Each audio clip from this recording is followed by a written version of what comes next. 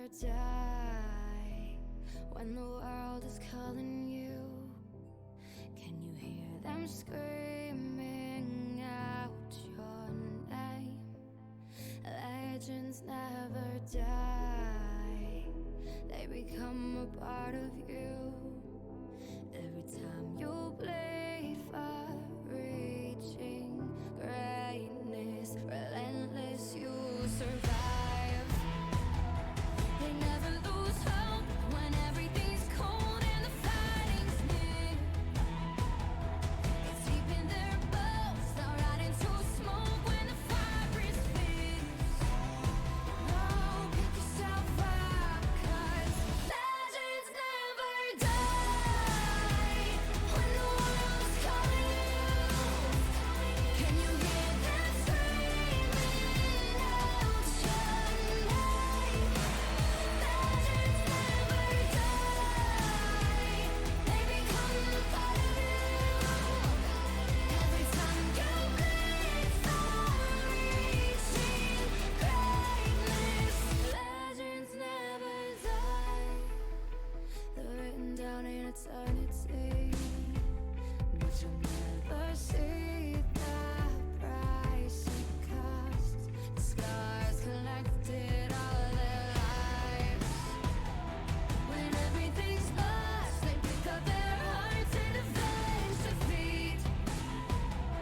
Before it all starts, they suffer through harm just to touch a dream. Oh, pick yourself up, 'cause legends never die.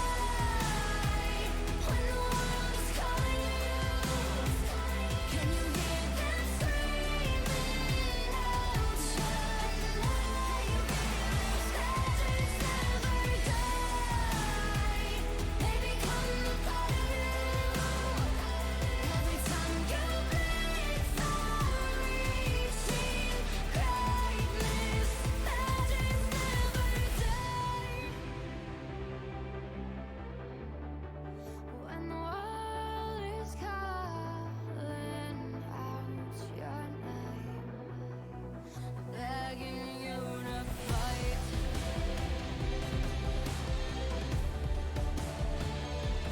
Pick yourself up once more. Pick yourself up, 'cause legends never die.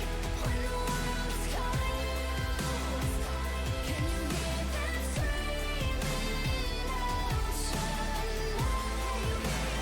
Legends never die, they become a part of you. Every time you bleed for reaching greatness, legends never die.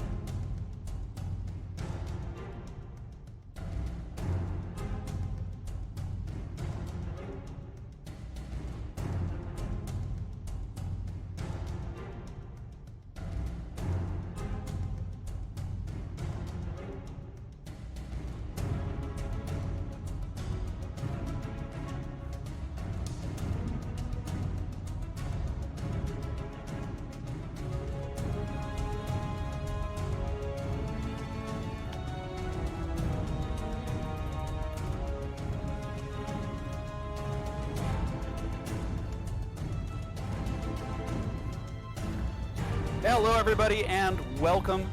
It is Season 6 Oh, there's been so many seasons, so many wonderful memories. It is day two, opening day, just last night, and alongside me, first-time caster, long-time player, Sandy Snake, who absolutely obliterated his series, actually his Pocket Jungler Swordmaster on production tonight.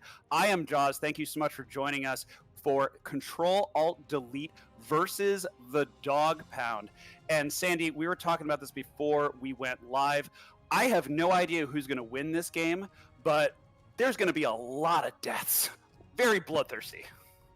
Yeah, I agree. I think this was interesting in terms of power rankings. I think people would put them at least top three for both of these teams. But what's cool about both of them is I think this could be a matchup where both teams go away from the traditional TCL meta that we see, where it's tank top, relatively tanky utility style jungler with a scaling bot lane and a scaling mid. I think both mid laners and junglers are willing to play something that's not necessarily utility tank, utility or like mage style. So this could be super explosive, high damage, lots of kills, and I think skill level is pretty similar. So I think this could be a really interesting series, and I think whoever wins this actually has a really high spot in the standings because they looked strong taking down another strong team, if that makes sense. Yeah, no, that definitely makes sense. And we were talking about one of our featured matchups in the mid lane, Bloodbath and Beyond, facing off against I'll Take Mid. Both both players aggressive, like to play playmakers, like to make plays across the map. And the big question mark is going to be in the jungle. Tony really making a statement in his debut last season, trying to really put the teams on his back all season long, playing carry junglers. I was definitely the recipient of getting absolutely camped by him every single time I played him. It was miserable. And then on the other side, we've got newcomer Bunny Remix, who we had mentioned plays a heck of a lot of Kindred, major drop off in terms of total champions played. So curious to see what he is going to bust out, especially in a fives environment where you can absolutely get target banned Hmm. if the other team smells just a whiff of weakness and wants to really tighten or compress or pressure your pool. Right. Yeah, I like that point because he obviously has a lot of Kindred games, and then his next highest game this season, he's actually put a lot of ranked games in this season, good for him, is Lilia's got a decent win rate on it. I am curious to see what happens after he loses Kindred, which I'm expecting to happen because it's a very heavy AP jungle situation, which kind of limits you to what you play mid lane. Because AP jungle, AP mid isn't always the best if you want to play around mid lane, which what we said is something we expect because of how I'll take mid and blood like to play the game. So I'm curious to see what they'll end up drafting. I'm not surprised with this Diana ban. I'm assuming this is going toward I'll take mid. It's a very all-in champion. He's always played a lot of it. It's a pretty scary pick. He sees angles on it to make plays and kills that I think some people wouldn't expect. Yeah, absolutely. And that I'll take mid Diana, one of his best signature champions, as well as Caitlyn going down. That is aimed straight at Speedy subbing tonight. Thank you Hmm. so much for subbing. Vlad and Wukong, those are also signature blood champions. Vlad, a great one of those great scaling mid laners, and Wukong, he's just a pain if you know what to do with him. And Zaya as the last ban. So once again, targeting the bot lane for, excuse me, control the dog pound. I'll get these names right at some Right. point. It's early in the season, folks. And Gragas, the final ban. And I know that Gragas mid has been played a little bit, but he can go a lot of different places. Pretty flexible champion. Yeah, I think that was probably targeted at Tony. I know that's always a pick that he said is good, and I think Gragas is super strong right now, and it has the ability to be flexed. The same thing with Wukong. That's a blood champion, but I think Wukong is absolutely cracked in the jungle right now. I think he's super, super oppressive. So that's a good ban that they took away from Tony and Blood at the same time. First pick Varus for control. That's something I wanted to hit on because obviously control is a super strong mid laner. Anytime mid laners flex off roll to AD carry, they tend to play caster style AD carries. So someone like Varus, Ezreal are really popular with them because they play less off auto attacking and spacing with like the attack move function. So playing something that can rely on 75% or 50% ability rather than almost purely auto attacking is usually good for mid laners who are flexing down to the AD carry role. So I'm not surprised to see the Varus pick first Yeah, for control. yeah, that totally makes sense, and it looks like the response is the Ezreal, another poke heavy, caster heavy champion, so speedy, and we see a Maokai. Hmm. Interesting, another pick that could potentially flex a couple different ways. Yeah. Maokai's kind of fell off favor for a lot of junglers. Support, it's been out of favor for a while, unless it's like a niche situation. He's been nerfed pretty heavy with his AP. I still think Maokai's really good. The vision from his saplings is like it's just so valuable. It goes a long way, even if they don't do as much damage as they used to. It also offers like a relatively slow engage with the ult. You can also flash twisted advance onto someone, but the amount of peel it gives you with the saplings and the ult can buy a ton of space in a team fight. Yeah, and it looks like in the top lane, unless this is going somewhere else, could be a jungle Mord. We saw that last season. Hmm. Mordekaiser being locked in, and then the Braum. So it's going to be a Varus Braum lane in the bot lane. Although Varus is another. I don't know. Might be too early to tell because Varus can go mid. I don't really see Blood playing Varus. It doesn't seem like his kind of champion. But seeing a lot of some kite back poke and isolation on the side of Control Alt Delete, and then some heavy engage individual single target pick off on the side of the dog pound with the Nautilus being locked in going into the second set of bans. And just a reminder, y'all, if you want to help us kill some time in the 3-minute delay, feel free to jump into Law 1. We'll pull you up, get your take on the champion select, and give us a break. There's the ban. I was actually kind of holding off on that, seeing if the TF was going to get through. TF, one of Blood's favorite mid laners, and the way that this comp was shaping up, it looked like they wanted to get a little bit more poke. TF, great, global control, or semi-global in this case, but not going to be the case as the rest of the band start to roll in. Silas, another really scary I'll take mid champ, and Aurelion Sol, so both mid laner Interesting. pools taking an absolute beating. I'm expecting one more mid lane ban, but we'll have to see. You know what's interesting about the Aurelion Soul Band? I don't actually know if Blood plays it. I was playing Clash with him the other night, and I play it mid quite a bit recently, and he was just asking questions, and we are just kind of talking about it.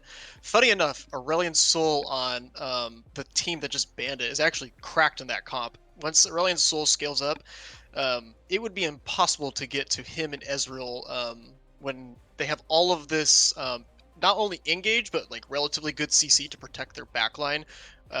Ezreal's dash and then Aurelion Soul's fly with his E on the ground would be really hard for them to get killed. But funny enough, they banned it away. Like you said, Twisted Fate's a good ban. Silas, this Interesting. match has to be a Silas ban based off Yeah, what both of these teams have drafted. Neither team can afford to have the other one have Silas. yeah. I'm kind of in shock that they let Kindred through. Yeah, so am I. Considering Bunny, you were saying before, Bunny has something like 260 games this season on Kindred. Next fall off is Lilia. There's the Lee Sin for Tony. I mean, I don't know. Maybe we'll see Lee Sin somewhere else, but I think it's been a while since we've seen Lee Sin not in the jungle. Big playmaker. So we're going to see Kindred Lee Sin jungle matchup. That is going to be wild and wacky. Kite back comp for the dog pound.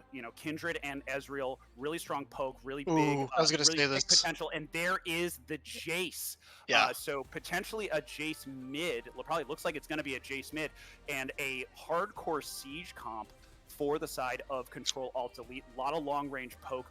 What is I'll take mid going to grab with the counter pick? this is a good matchup for Syndra for the most part mid lane, but I don't necessarily care for it in this comp. Um, they have so much disengage on the side of Bloodbath and Beyond's team. Sorry, I'm gonna keep missing these team names too because it's so early. That's all Um, right. I Just don't know remember, if if control is on their team, it's a control pun. That's oh, the there you only way that I oh can yeah, remember it. that's good point. Good point. I Yeah. love this Jace pick, by the way. I've been playing a ton of Jace on both my account. I have a account that I go top lane, then I have like a mid lane account. I play a ton of Jace on both. I think he's super good, and it really works well with Varus. I'm assuming Varus is gonna go poke Varus, like the lethality build. I could see this could being a good lethality game as well, or I'm sorry, like on hit game. But based off picking Jace, I think you just go for straight poke.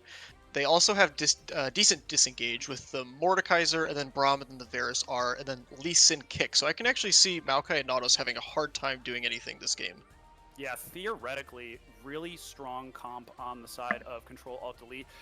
Very clear thematics, though, right? They want to poke, they want to siege, probably want to get that Mordekaiser rolling and let him split. Potentially, Jace could split as well, depending upon what he wants to do. Yeah. On the other side, and I believe we're going to have Calbert joining us in a bit. On the other side, and I'll set him up. We've got a hardcore pickoff comp, right? Sindra wants to blow you up. Ezreal can do that as well. A lot of single target lockdown. Calbert, what you thinking about this lineup? Hey guys, how's it going? I've been playing a lot with Tony, and he's been playing a lot of Lee Sin, and knowing that Bunny plays Kindred, I kind of figured they were gonna let it through, Yeah. and I think you're gonna see a lot of Tony kicking Bunny out of his ult and a lot of kills, and I think Tony wants that. I think he was a little disappointed how last season ended with his team, and I think he's out here looking for blood. He is. Well, Good Blood's thing not his he doesn't have yeah, blood it's very a good well. thing his mid laner has blood in him, right? Yeah. But what about the kind of the general strategy? Like, who do you think has the edge based on the team composition? Not just in terms of composition, but also in terms of comfort. Because we've said this before on TCL, comfort can be king.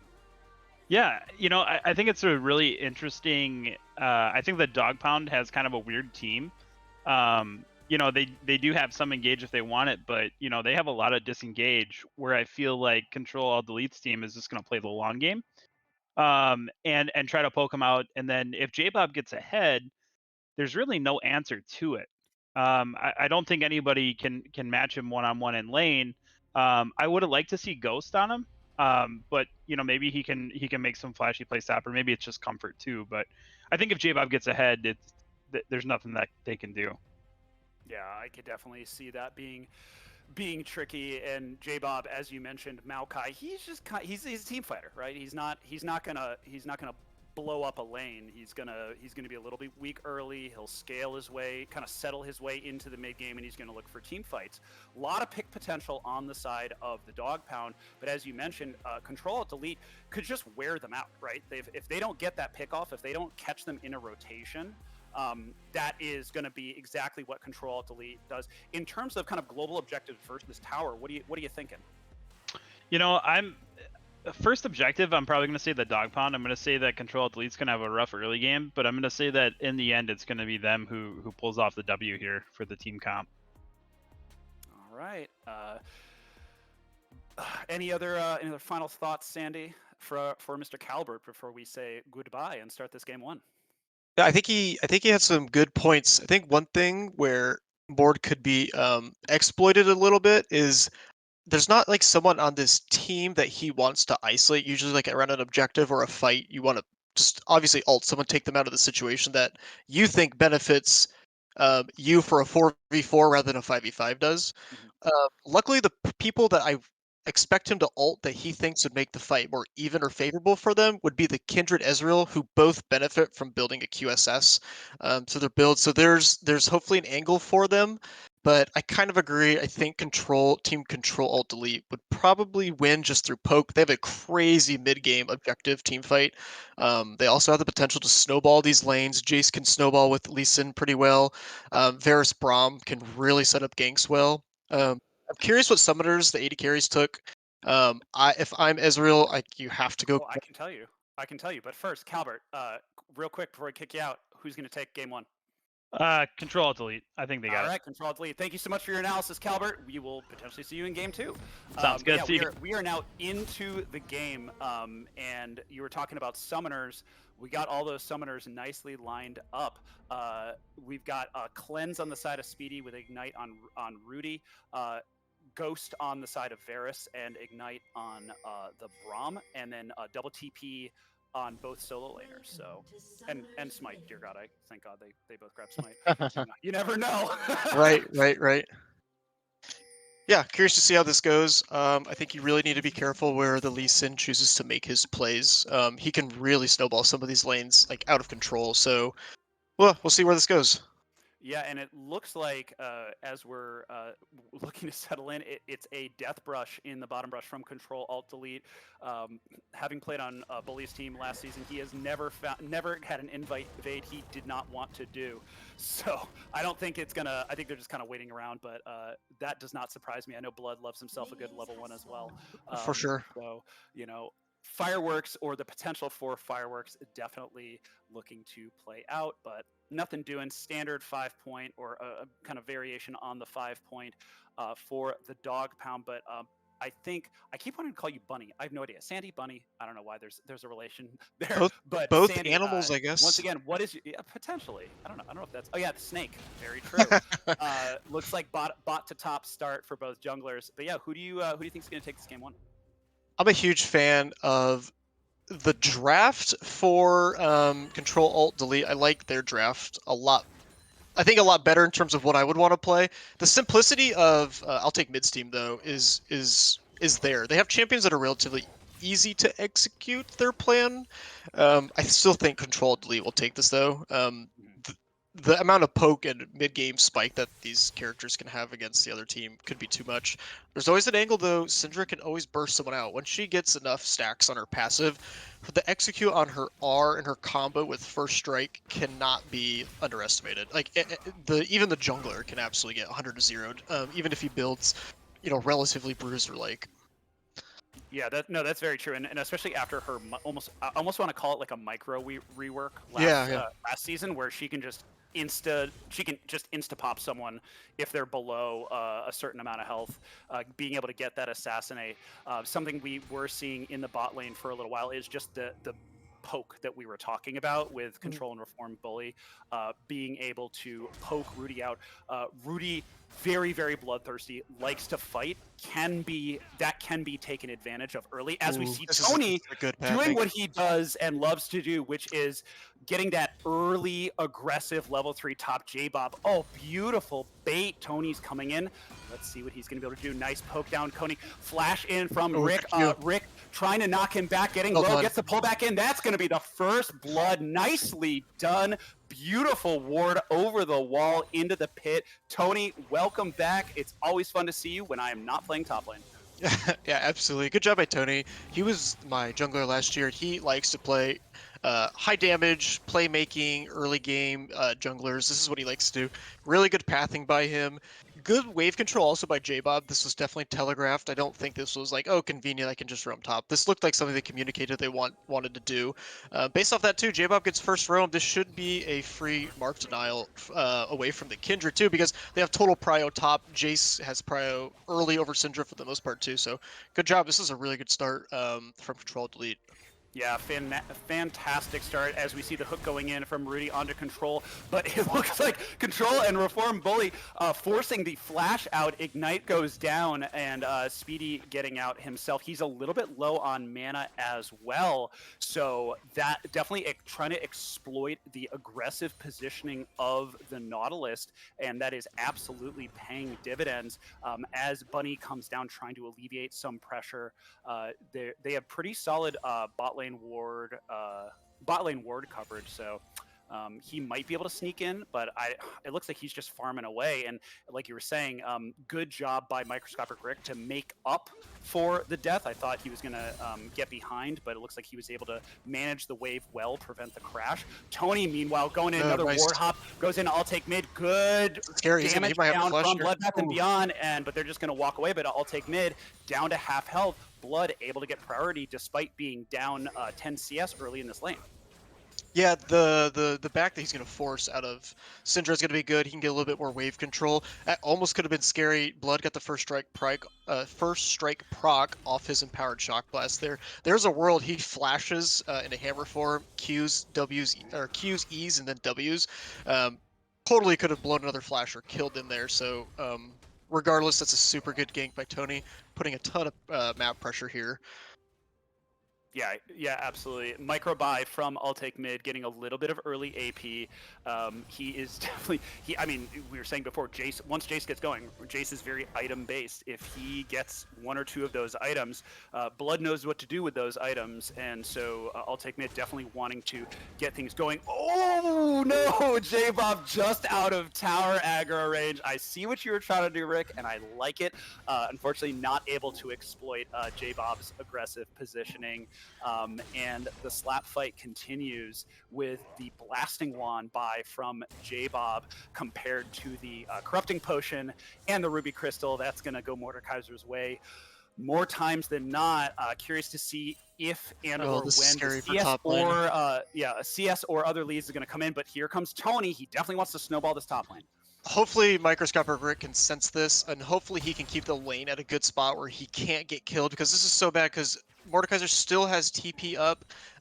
Rick does not have TP, nor does he have flash. If he dies here, this is so bad in terms of pressure under the tower. You're going to fall behind a lot in XP, so hopefully he senses that something's weird here. This is a good hover play by Tony, though. This is the right idea. Yeah, it definitely is. Yeah, hit the Q. Hit the Q. You can do it. So, Rick is Rick. Hey, he's a TCL champion. He won this year. very Oh, good. there Good it job. is. Spotted him out. Good job, Rick. Good instincts from microscopic Rick. He former TCL champion last year. Really strong player. I think he's played almost every season of TCL, so a lot of experience, and he can smell when a top laner might be a little overstaying a little bit. Meanwhile, back in the bot lane, the poke fest continues.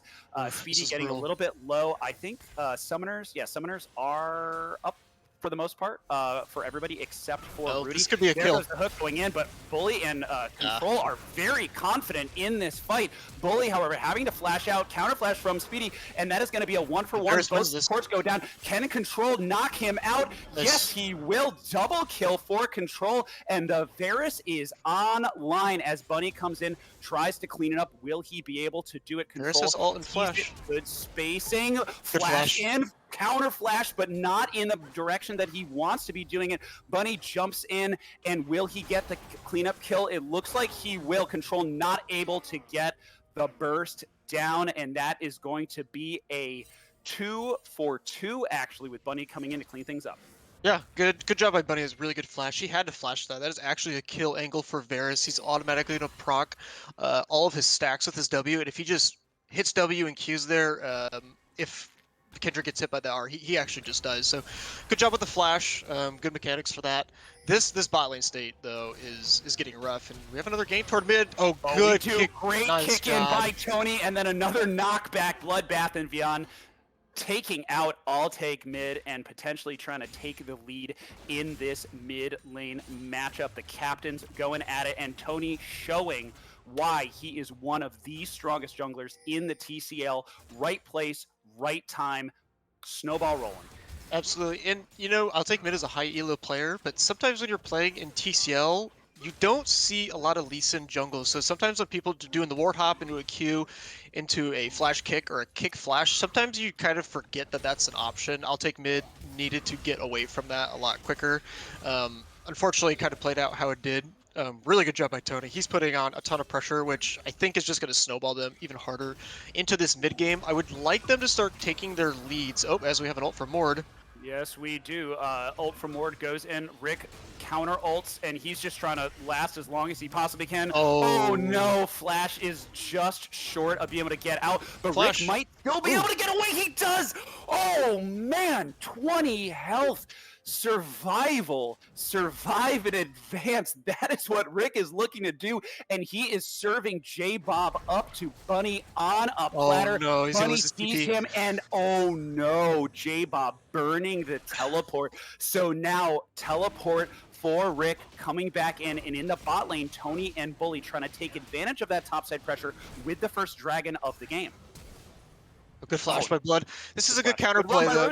Forcing the flash. Absolutely, good job getting that mid. It helps take some of the pressure off I'll take mid, because believe it or not, even though there's only a 1 kill advantage in the CS's even, this is really dangerous for the Syndra. So good job by Rudy for roaming. Good kick, and Oh, fortunately. Yo, it is a kick, and that's a kill. Control 3-1 now in that bot lane, and Tony just always seeming to be able to sniff out those kills and sniff out exactly where he needs to be. And if we could take a look at the vision real quick, I just wanted to take a look at the deep vision on the side of Control Alt Delete. They've got some great deep vision in the bot side jungle, and that actually set up that kill. And I don't know who was dropping those wards, but they're doing a great job on it and allowing Control Alt Delete to facilitate Bunny in the top side, kind of trying to countertake the Rift Herald, doing it solo. Will he be able to finish it? Ping's going down, and Blood is in the area taking pot shots at him.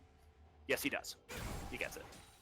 Yeah, going back to the play that just happened onto that Nautilus, this bot lane is going to be so far ahead. He's 3-1 compared to 0-1-1. He's got 10 CS lead. He is going to have so much damage. Another thing is, hang on, let's see if this is going to set up to be another gank. Yeah, it is. They're pushing a little bit hard, but I'll take mid is there. Oh, this could be a counter back. though. Let's see what's gonna happen. Stun goes down onto Tony. Tony Good gonna be ult able to Bully. jump to Reform Bully. Great hook going down from Rudy, and Reform Bully explodes. Stun down onto Rudy to stop the fight. But meanwhile, in the top side, J-Bob in a 1v2, soon to be a 2v2 situation. Blood is on the chase, just out of reach. They're not able to grab. Speed boost coming down, but the CC is not quite there, and they are going to disengage into it. Rudy low, pokes going down. Tony is still there. Rudy's still looking for stuff. Dude, you're pretty low. Ferris ult does not connect, but Tony is still there. Oh, Rudy, you got lucky. Are you gonna go for it? No, I think it's time to leave. But the action does not stop there. We said there was gonna be a high body count and a lot of action, and these two teams are not disappointing. As the siege gets put down on the mid, they get one mid lane plate, and the Herald is looking for more. Tony is there. Herald's going down. I think they're probably going to get at least one plate, but not much else besides that. Oh yeah, a couple plates on. I'll take mid. That's pretty solid.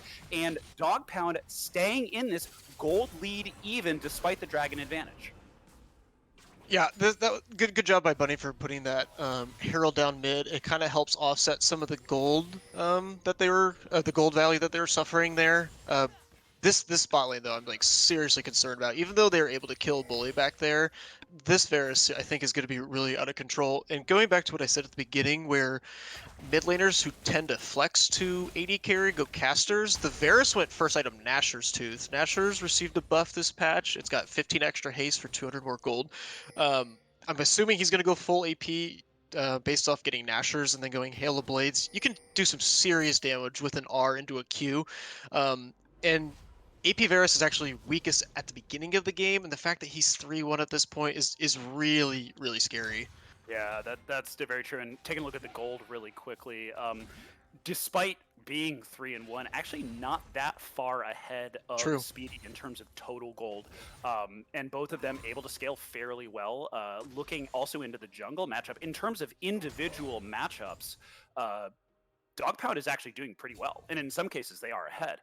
This game is still very much, as much action as there has been, this game is on a razor's edge, and someone's about to get cut. It looks like it's going to be Bloodbath and Beyond. I'll take mid, though, going down, so both mid laners go down. Tony looking to continue the fight, but Bunny is there to try to turn. knock things out. Rudy trying to survive as best as he can. Flash, counter flash, and the long range snipe from Speedy Bandito, and we've got ourselves a game one.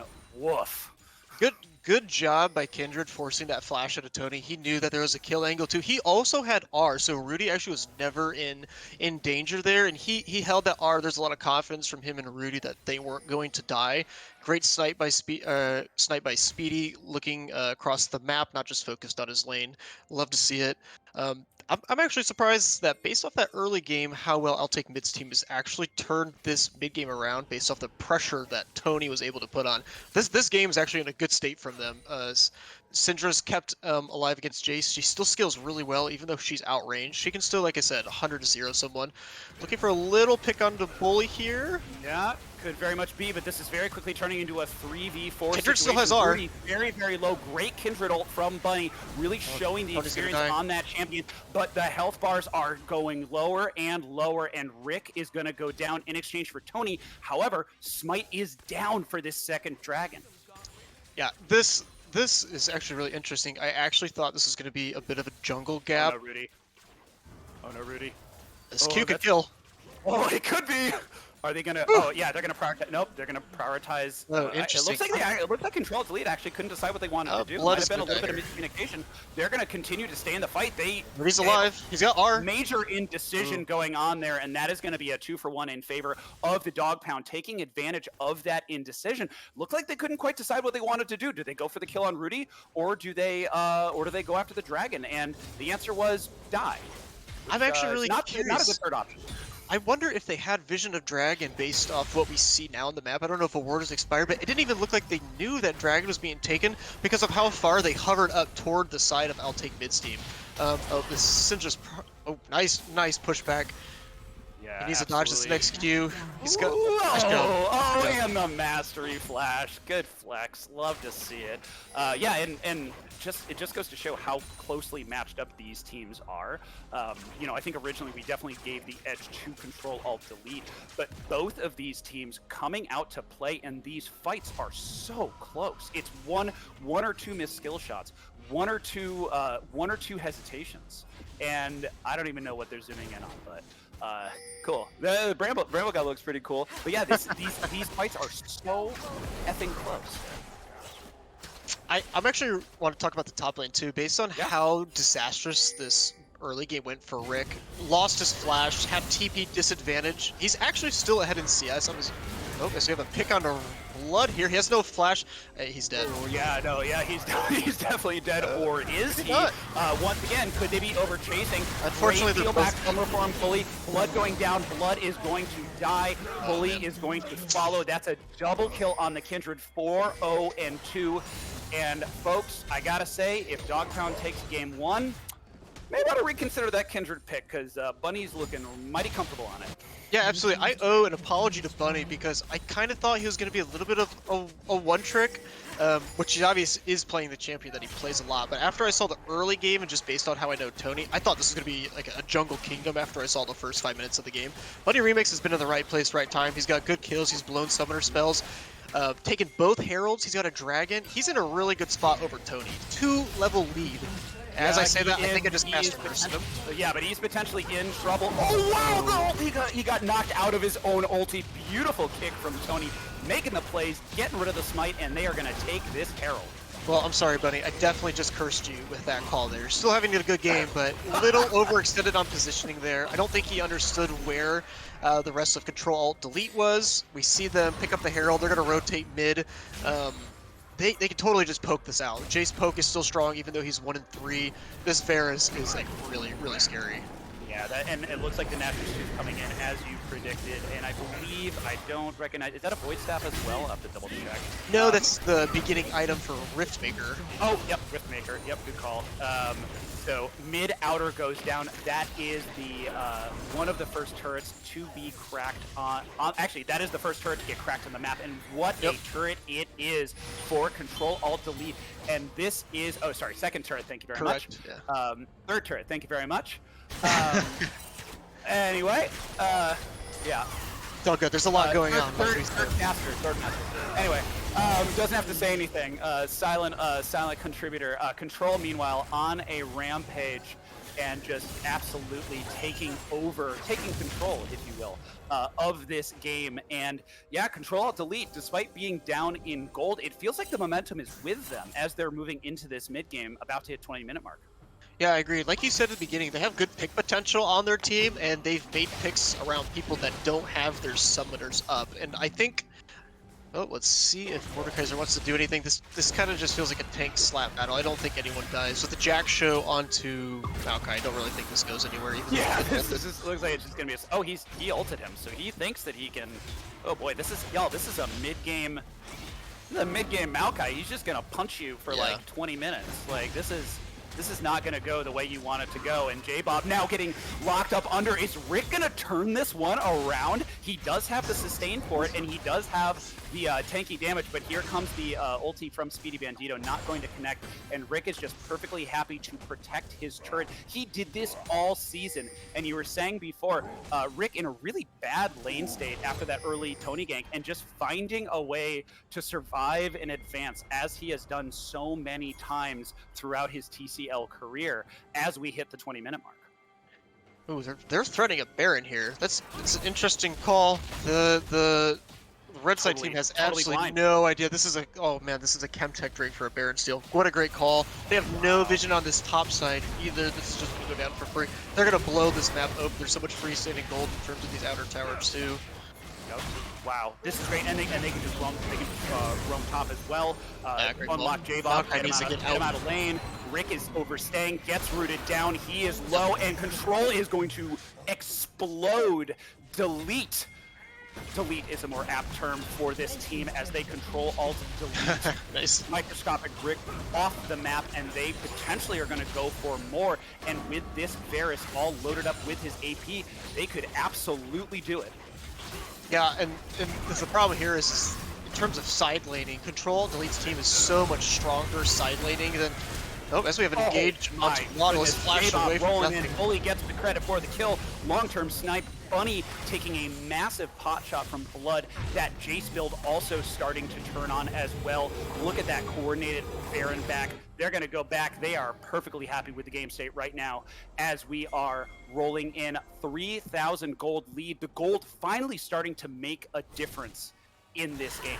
Yeah, absolutely. One thing too that's scary about this Jace is he went second item Maul. Obviously it's because of the Syndra. He doesn't want to get 100 to 0'd by her, because she was not necessarily getting a lead because he did die early, but after those roams he did get a couple kills, so he was afraid of getting popped by her. That definitely slows down Jace's poke damage. Like, his damage is a lot less. He gets haste from the item, but now that I'm assuming he's going to go third item Eclipse, this Jace at 2 items is already a scary power spike, so once he gets this third one completed, I think this side laning with the Baron could really snowball this lead to like 2,000 more if they play this right. Like, they can't, like, I'll take mid's team can't match them in side lanes that well. They purely have to stack 2 or 3 people onto a pick.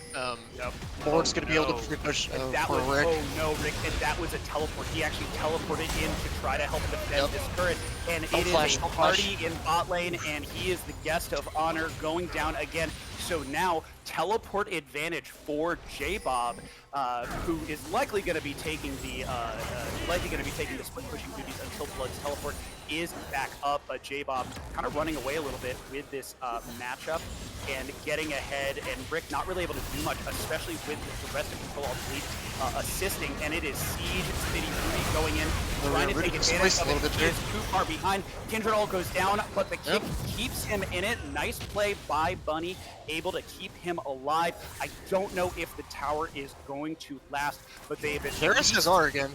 Yeah, they have at least slowed things down, but here comes another mini wave. Q lands. Ooh, nice little fancy footwork, baited out, but here comes the tower. They are taking their time rolling in, grabbing the guaranteed objective. Red team needs to back off. Varus has so much cooldown on his R with the Nashor's Tooth. He gets 15 haste, and then he also has Riftmaker, which gets him haste. He has his R up so fast. Based on their health bars, if Varus hits 1 or 2 people with that R, it's going to do a ton of damage into a Q. I think you just give that tower, like they did, just back up, because I think you just need to gracefully sacrifice part of the map at this point. You are so far behind. You need to find a scenario where you're 2 or 3 guys versus 1 or 2 of them just start making picks slowly but surely. One thing that they have going for them is they have 2 earlier dragons. It's still kind of late in the game for only 3 dragons, but at least they can offset giving up a couple dragons for a little bit. Chemtech is also just, I would say it's a moderately powered dragon. It's not like something that you're too worried giving up 1 or 2 for, so they can at least just keep trying to scale. They don't need to like go to these objectives if they don't have early vision on them. Just they need to slow the game down a bit, especially if you don't have vision. You do not want to face check into Varus with Hail Blades and R, Mordekaiser, Lee Sin, Braum. They could really just pop you or stack some CC on you. As I say that, Rick could get. This is going to do a lot of damage. Long range through. I don't know if they're going to be able to take advantage of that. Yeah, nice it looks like they're going to. Tony getting caught under short, though, getting knocked around in the bounce house. He is going to pop, and this is actually something that we have seen before with Tony. maybe Little- forcing it a little bit, getting a little bloodthirsty, tunneling on the kill, and getting punished for it. The question is, what can Dog Pound do to take things back? Looking at their late game insurance policies are getting the Ezreal rocking and rolling. And can I get a quick stack check on Kindred, who is the other kind of late game carry? Looking at the Kindred, yeah, I'd love to see how many stacks Kindred at 4, I believe 4 stacks. I'll double check on that. But yeah, those are the late game insurance policies for the Dog Pound. And to your point, if they can get to Soul and they can drag this game out, they do have a chance. There's also a very, very juicy bounty on Control if they can pop it. Yeah, one thing I wish I would have seen little jump in from Blood. Yeah. One thing I wish I would have seen them do after they got that pick onto Tony is to try to push together into this dragon and get vision, because if you don't have vision, you're not going to know where the poke is coming from. And also, without Tony, the playmaking on Control Delete's team is actually relatively low unless you just get hit by a Varus R. So I wish I would have seen them step up, get a little bit more vision to contest this dragon, because now you're on a 5v5 fight with limited vision. I think they're going to absolutely get dumpstered here unless there's some mechanical outplays. They're not going to be able to withstand this poke. Ruby's already at half health. Varus has R, has Q. Blood's is going to keep chunking them over the wall. They may want to either start this dragon or go bot. Like this dance is not going to do it for them. And it looks like Alltake Mid has decided that is exactly what he is going to do. They're going to try to burn this down. They got 280 carries. They can absolutely do it. Maokai ultimate getting dropped to try and stall things out. There is the steal from Speedy Bandito, able to grab it. Control going, trying to delay things, but it is just delaying the inevitable. Rudy going incredibly low. He is going to get away. Microscopic Break will not be so lucky, so that's going to be a 2-for-1 in favor of Control Alt Delete plus the Dragon. Disaster for the Let's stop this. Close. Ooh, good try. Yeah. Yeah. I would say not disaster, but oh no, wait, they did. They did get the dragon. I saw the call it as Ezreal taking it. Oh, yeah, sorry. Speedy finished it off. I got a little confused. But yeah, so Speedy finished it off, so never mind. Not a disaster for Dog Pound. Let me, I'm gonna retcon that a little bit as the Baron is being taken by Control Alt Delete. Speedy able to secure what looked like it was a very dicey dragon take, and now we have Soul Point for the Dog Pound, still very much in this, but paid for it with continued loss in the fight, as we see. Nice stun by Teleport coming down, K-Pop rolling in, trying to yoink someone in. Alltake Mid able to get out, gets Rudy, get low. Teleport coming in. They are going to chase this one down. Rudy flying in, and Speedy wants to do something, but everybody else is just a little bit too low, and they're just going to back off. Reform Bully, the only victim in that fight. Control running away low on mana, but they are able to secure the Baron. Good job by Speedy for going over the wall there to secure at least the kill, not make it as bad of a situation as one less person on the enemy team that would have Baron. It's Braum, so it doesn't matter as much. He still had flat. Oh man, as I say that, he's a little overextended. He needs to dodge this next Q. Yeah, I mean, he's Ezreal, and his teammates are there. Ooh, he's very low, and Tony gets popped. That's that Bunny remix Kindred. He was half health with a shield and just went bye-bye.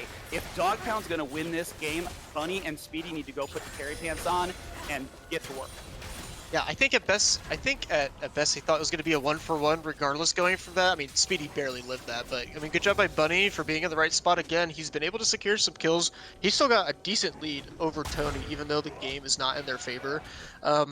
We're still threatening a Soul here, though. 2 minutes, about 40 seconds on this next dragon. Again, I don't think Chemtech is the most powerful of the Souls. Speedy could die here. Oh no! Control returning the favor and burning the Maokai ult. It should be up. It should be up by the time the next major objective puts up, but they will not have it to offset this siege. Baroned up, several Baroned up teams sieging just the way they want to be. Bunny just grabbing whatever jungle camps he can. And yeah, just as we were saying, Bunny able to just absolutely delete someone. Control doing the same. Rabadon's death cap finished as well at this point. And yeah, that AP Varus you were talking about is really, really having a great time. Yeah, there's merit for him going Shadow Flame for 4th item. I'm curious what he'll actually go. I think AP Varus has some flexibility when he wants to go, but he is going to be doing so much damage. If he hits an R into a W and Q, like he's going to one-shot Kindred, Syndra, or Ezreal if he hits it on them. As we say that, it's a little bit of a miss, but they can keep sieging and they can split push. They can send Jace to the top lane, keep poking with Varus. They can just slowly whittle down these turrets. They're not in any rush here. Yeah, this is exactly what they want to be doing in Blood with, I gosh, believe Blood Blood just hit third doesn't care. item, Look if how I could smart just he do a is. quick Oh check. my lord. Oh my goodness, that is what they want to be doing.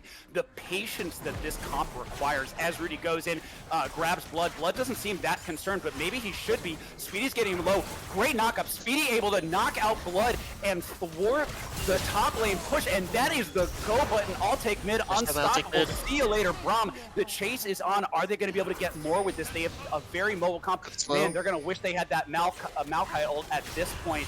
Unfortunately, not having it, that would have been devastating damage here. for Control. Oh my They god. had it, but Buddy going so low. Speedy sniping as hard as he possibly can. Dragon up in less than a minute. Great positioning for Dog Pound to take this soul.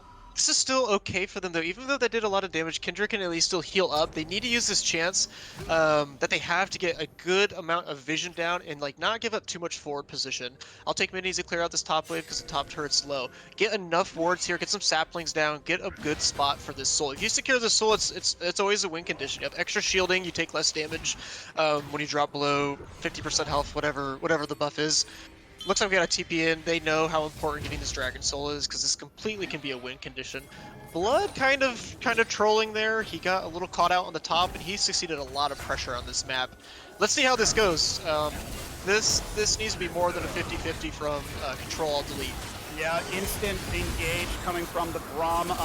Disengage is the Maokai. Laner's Really landing a hook onto Bloodbath and Beyond. Bloodbath and Beyond going into the bot lane, into the back line, and the absolutely melting from the side of both teams, but Dog Pound holding their position and pushing the smite out of the way. Tony's gonna have to do a hero smite in order to make this happen, and he gets popped. Triple kill from I'll Take Mid, and another great hook from Rudy rolling in. Blood goes down. Rudy stays alive. Dog Pound in the driver's seat, getting the soul. Wow, what a fight. At first, I honestly thought that Control Alt Delete was going to roll through this, but Dog Pound just absorbed the pressure, held their position, and the over-the-wall snipe from All Take Mid to finish off the triple kill. And they're going to take mid-enter for this one. Yeah, something I said at the beginning of the game, I prefer the draft of Control Alt Delete because nice cleanse, that was smart. That honestly could have killed him. Yep.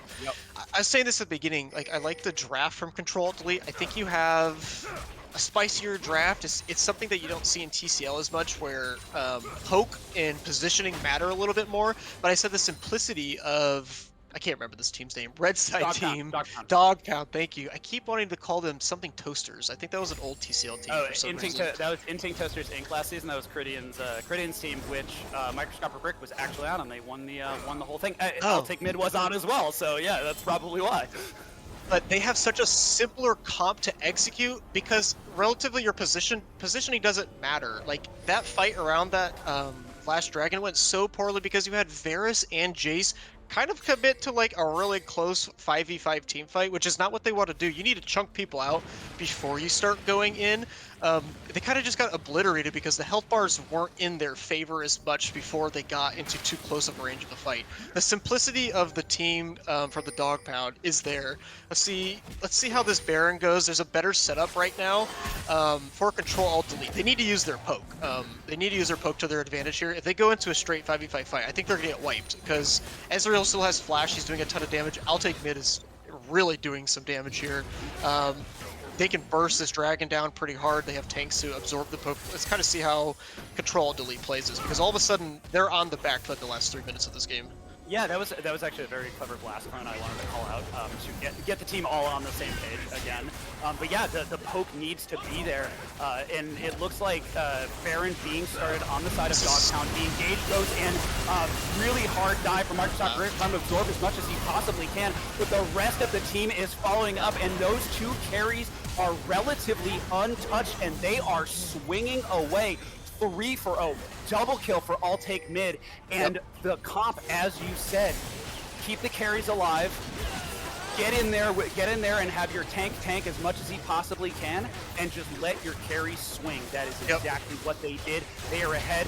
Tony's Rick? trying to make something happen, but Microscopic Rick on bouncer duty. He says, "Get Oh, nice out try. of there!" And Kindred secures the Baron. J-Bob whacking All Take Mid. They are in the death realm. All Take Mid might be able to actually turn this one around, and he does. That's a clean ace, and as soon as they regroup, they could go end this game. Yeah, good try by Tony. I think he had to go for the flash. I feel like this game is just slipping way too far out of their favor. And again, this comes down to like how TCL teams tend to play. You know, tanks, a lot of CC, dump your ults on a couple people, kill them during a fight, and then from there you have a player advantage. You just tend to win the fight. I love the idea of what they try to do on Control Alt Delete, but they're playing the situations a little wrong. They're not getting enough poke down.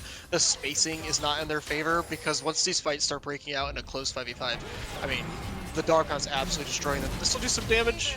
Oh yeah, and some and change. Understatement of the game. That will do Yeah. some damage. Approximately almost I think almost 2,000 at this point.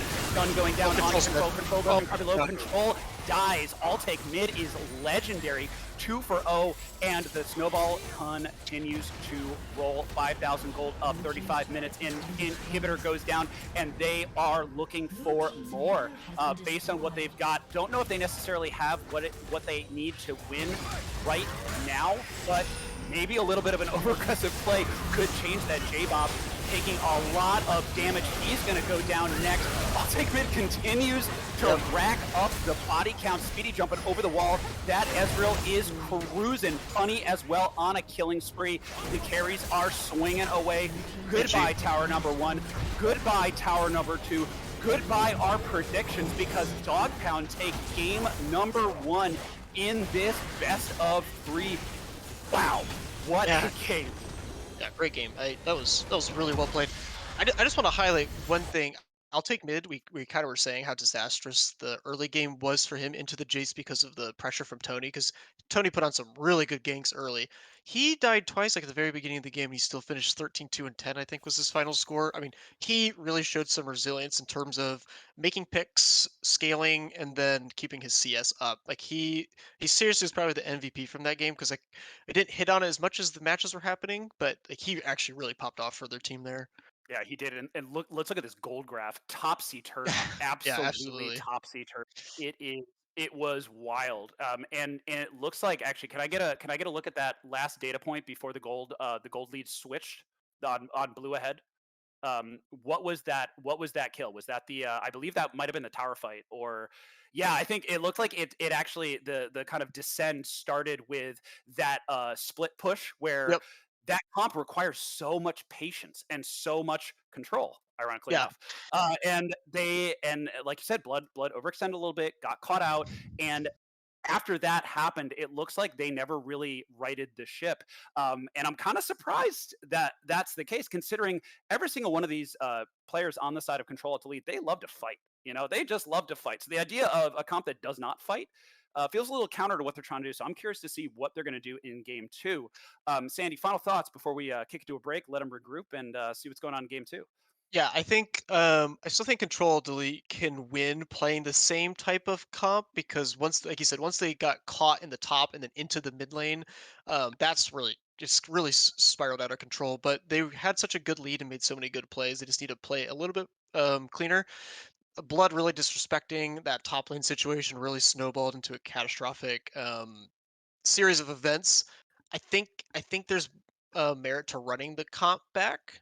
At the same time, maybe go something that's a little easier to execute just to force it to a game 3 because um, the Dog Pound showed a lot of resilience that game, which I think is scary. Like you said, they play Control Delete plays so aggressive. It kind of just shows, hey, if we could just weather the storm, don't fall 10k goal behind, I think we can still outplay them, which they did. Yeah, absolutely. And looking at the gold, looking at the damage graph, I'll take mid, doing what he does best, dealing Yeah, a good job. ton of damage. But yeah, we'll have to see what they end up doing. Will the dog pound actually 2-0 this and probably beat a lot of our predictions, mine potentially included, Yeah. or will we see a game 3 with Control Alt Delete riding the ship and making whatever adjustments they need to make in order to put us through 1-1. Don't go anywhere, folks. We'll be right back.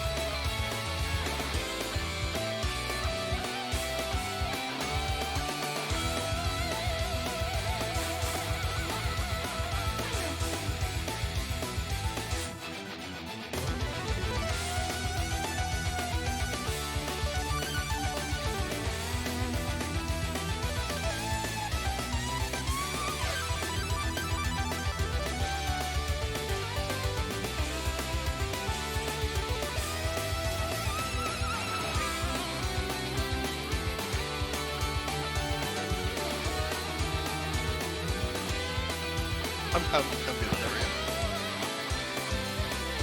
Hello, everybody, and welcome back to.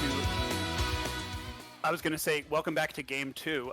Welcome to Game 2. I'm honestly still reeling from Game 1 because that was wild. The gold graph said it all. Sandy, that was a roller coaster. I am Jaws, Sandy Snag, who was totally lying to me that he had never casted before. What an incredible first cast, man. It only goes downhill from here, trust me. Oh, nice.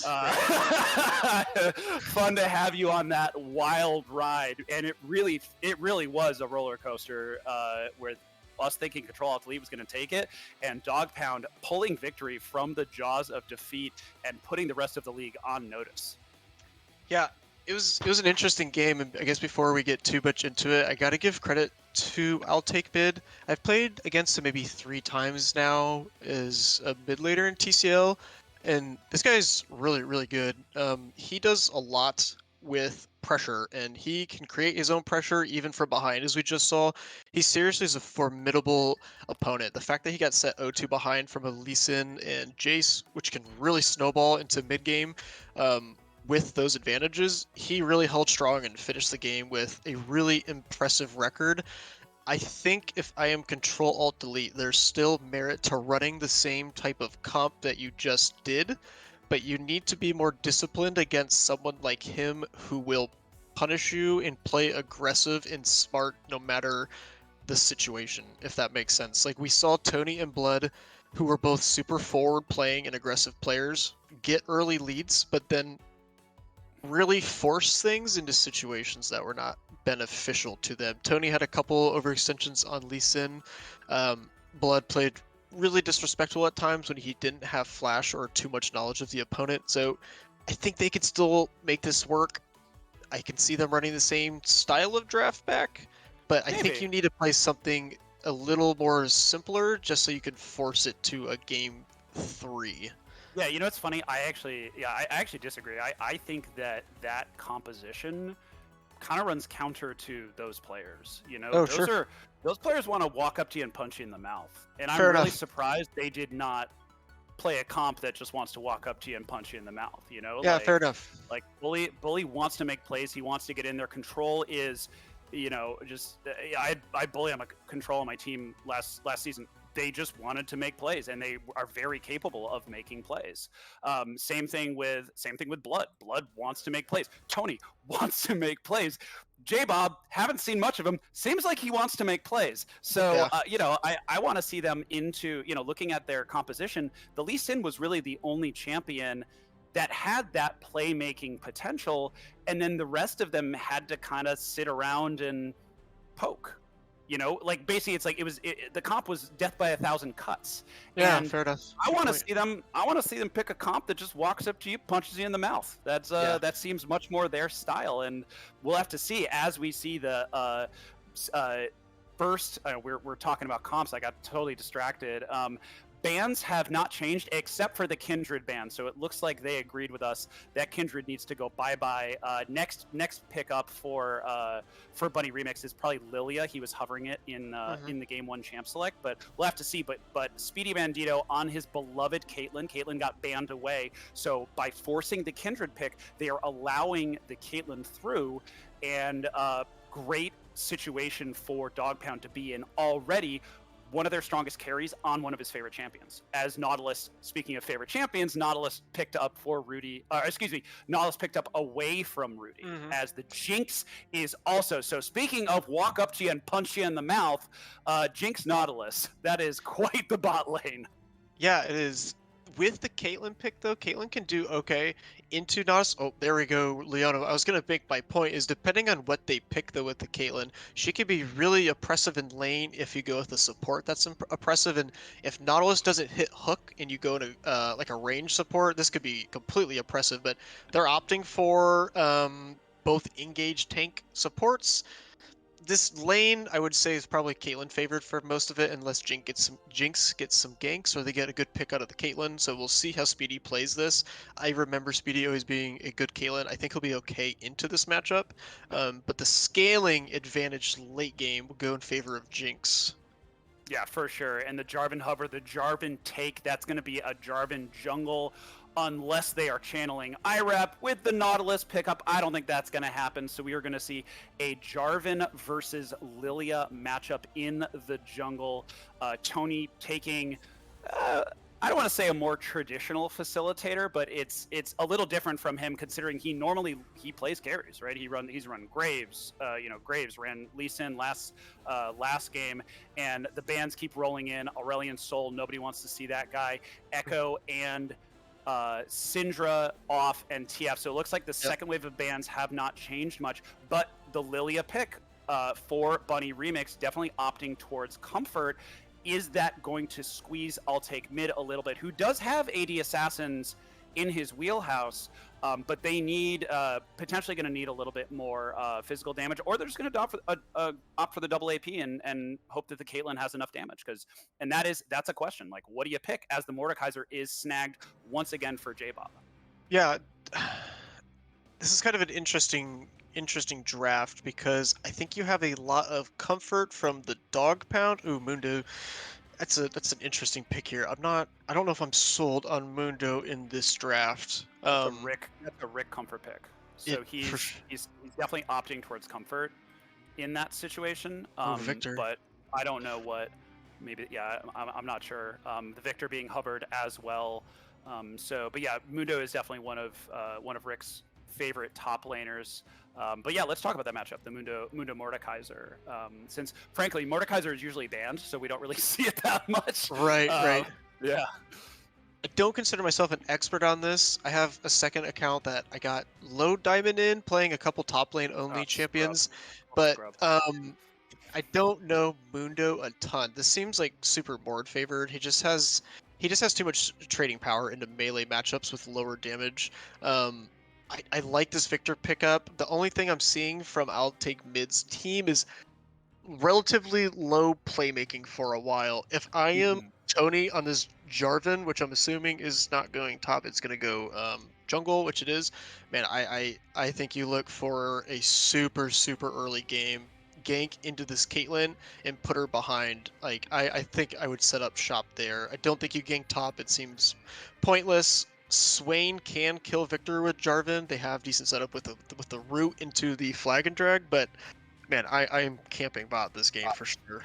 Yeah, absolutely. I could not agree more. And joining us, the Spirit of Flame himself, the Predictor, who I believe, Spirit, you're going to have to remind me what your prediction was. But with Dog Pound taking game one, are things going according to the script? Only Abar knows that, honestly. But my predictions are kind of in flames. I had Control Alt Delete taking this 2-0. So as everyone is getting a full glimpse, my predictions are never wrong. Looking at this particular matchup and such, though, I honestly am really liking the Dog Pounds comp a lot more. Just looking up and down the board at Control Alt Delete. Granted, Blood as a top laner, very comfortable with Swain. Fully, I'm sure, has played Nautilus plenty. I don't really know much about Control and such. I'm a little surprised that Tony keeps going for these early game playmakers that don't scale, though. I mean, Jarvan is fine late game, but compared to a Lilia, if Bunny has a similarly strong early game, that's going to be it's going to be another lopsided mismatch. Similarly, Mundo into Mordekaiser, I think the Mundo does really well. It's very difficult for Mordekaiser to ult him with his passive to protect him. I don't know, and Speedy is incredibly comfortable on Caitlyn. So just across the board, I very much like the Dog Pounds comp. I think that so long as Control Alt Delete doesn't absolutely thrash them early to the point it doesn't matter, they have considerably better scaling and are going to coast pretty well if they can get past the early rough spots. Yeah, the Swain pick is interesting. I was very excited to see it. We've seen it a couple of different times. I believe Abarn, I haven't seen Blood run it, but Blood was not mid laning last season. Abarn ran it a couple of times, and it just looks like they are just going to trust Tony to carry them through the early and mid game and just let the Swain train choo-choo all over all over the dog pound. But something interesting I wanted to call out is actually the lack of peel on the side of the dog pound. They've got a low mobility carry with Victor, high mobility with the Caitlyn and the Lilia, but Mundo doesn't have any hard CC, and Leona, if I know Rudy, he ain't using that to peel. So No. curious to see if I'll take, how I'll take mid is going to be able to handle that. I'll take mid has his own CC. He could just drop the vortex and gravity well everybody in, but he is kind of being left to his own devices in the face of a team that is very, very good at jumping on him. Yeah, so you raised an interesting point there, where it's they don't have much peel, but they do have a decent amount of zone control. They have the gravity well, they have Caitlyn traps. There's a lot that they can do to sort of close off areas and make it harder to engage through, or make it so that if Bully dives through, not everyone can follow, or Jarvan or Bully dives through, throw the gravity wall and a choke, you can't follow up. So it's going to be interesting to your point there. I also agree with Sandy that Tony's time is probably best spent just focusing bot lane. Yeah. It's the area where they have the most, where Dogpound has the most early strength. They can cut that off. That's probably their best bet at getting into the mid game with a lead. Plus, big ganking Mundo is going to be an absolute pain in the ass. Yeah, just giant beef wall who cannot be CC'd. Yes, just a pain. Spirit, thank you so much for joining us. Your prediction, and we're going to hold you to it in Fate's Corner for the next week. Yeah, I'm going to go with the dog pound at this point. They've converted me. All right. Thank you so much, Spirit of Fate. And as we're getting into this, Sandy, do you agree? Yeah, I don't know. I think the mental factor is going to be with the dog pound, but again, I think you can snowball through the spot lane pretty hard if you're Tony. I think you gain control a ton. He could totally be a win condition this match. I think you sack top. You just let it do its thing. I don't think there should be too much attention brought there. Mid, I'm glad Blood took Ghost. I think you have to take Ghost this game because I think there is a way that you get kited around. But I don't even know if this is worth ganking. I think Victor and Swain are okay with trading this as a farm lane. Let's just see. I hope Tony maybe starts red and goes into a super early game or early game gank bot. Yeah, and it looks like a more conservative setup. No death brush this time. 5 point, maybe a little dance party. Both junglers once again opting to the bottom to top start. And I do want to call out Jarvan in particular. Jarvan is really, really strong. Yeah, in the for current sure. meta. And while, yeah, maybe not necessarily a quote unquote classic Tony champ, you don't really it doesn't really have to be your champion. Jarvan is the jungler for all.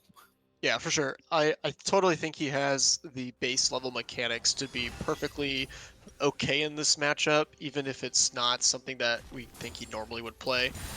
Let's see where he chooses to put his pressure this game, because he does get outscaled, but depending on what he builds, he can still become like a Bruiserous tank bot just to CC some people, give some little bit of peel, a little bit of engage, so he can still be effective even though his like damage output isn't what we like are going to think of like with a Lilia or something like that in the jungle. Depends how he builds it, because he also went the Eclipse Lee Sin build, and that actually kind of came to bite him in the butt a little bit, because he wasn't getting those quick in and out assassinations to get the benefit necessarily of Eclipse, versus like if you went Gore Drinker. So let's see what he builds. He may not go like a super tanky Jarvan build.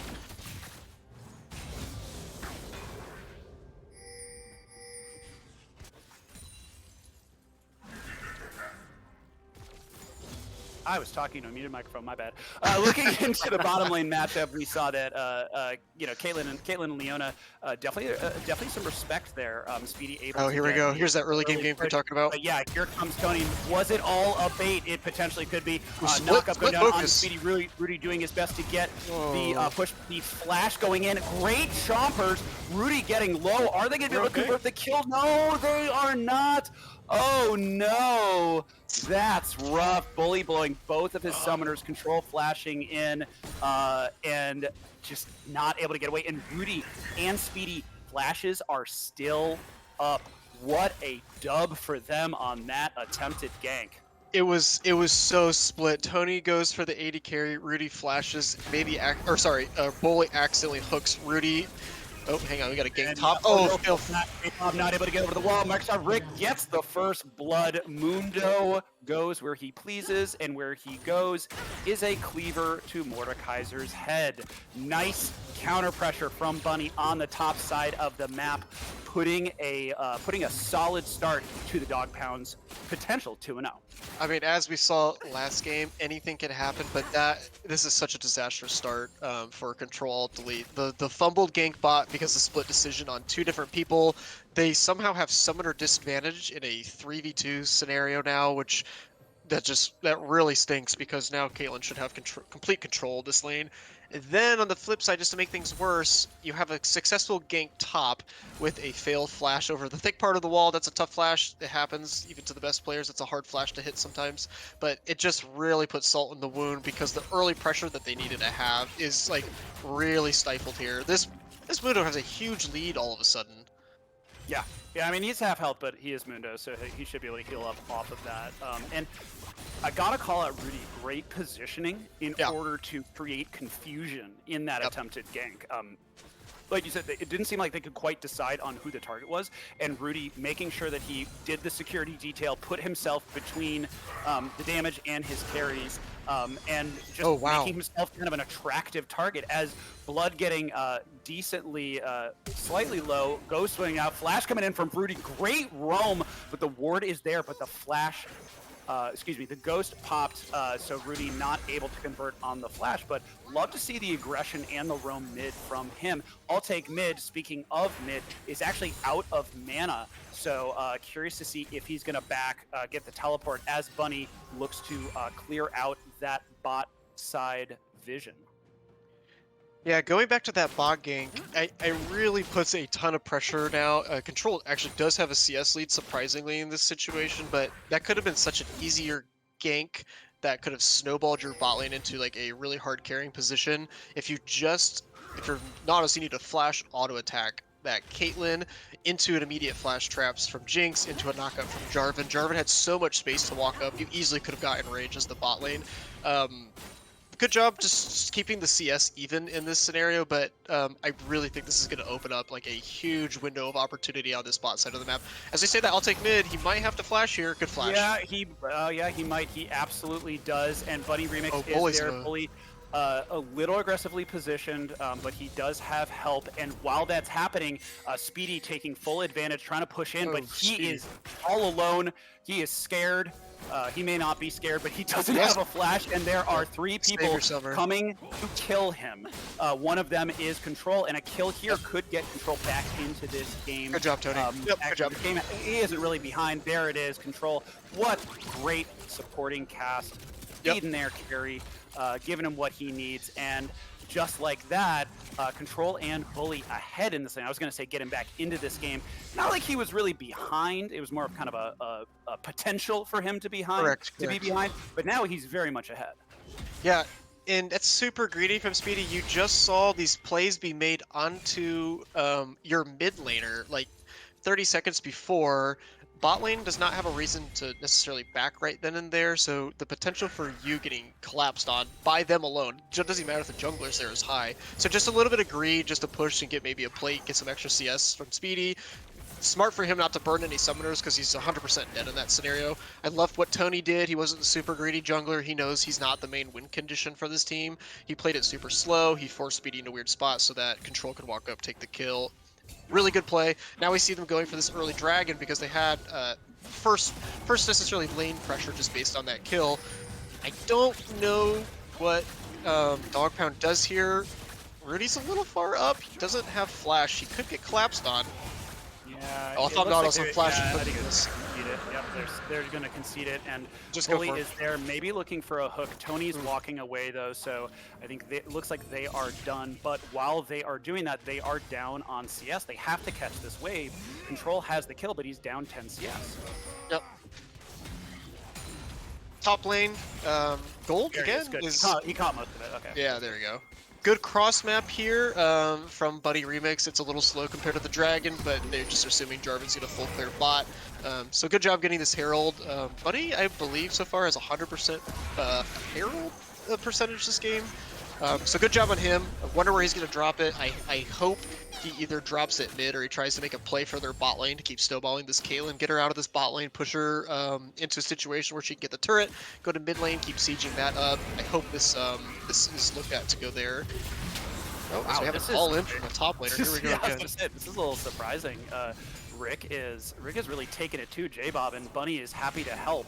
Oh my gosh, Good he's- auto cleaver he's gonna being landed. die. There goes the Drowsy, flashes, counter Oh, flash, man. goes in, gets the cleaver. Bunny cleans up the kill. Meanwhile, in the bot lane, great hook from Bully, and Rudy once again making sure that he tanks as much as he possibly can.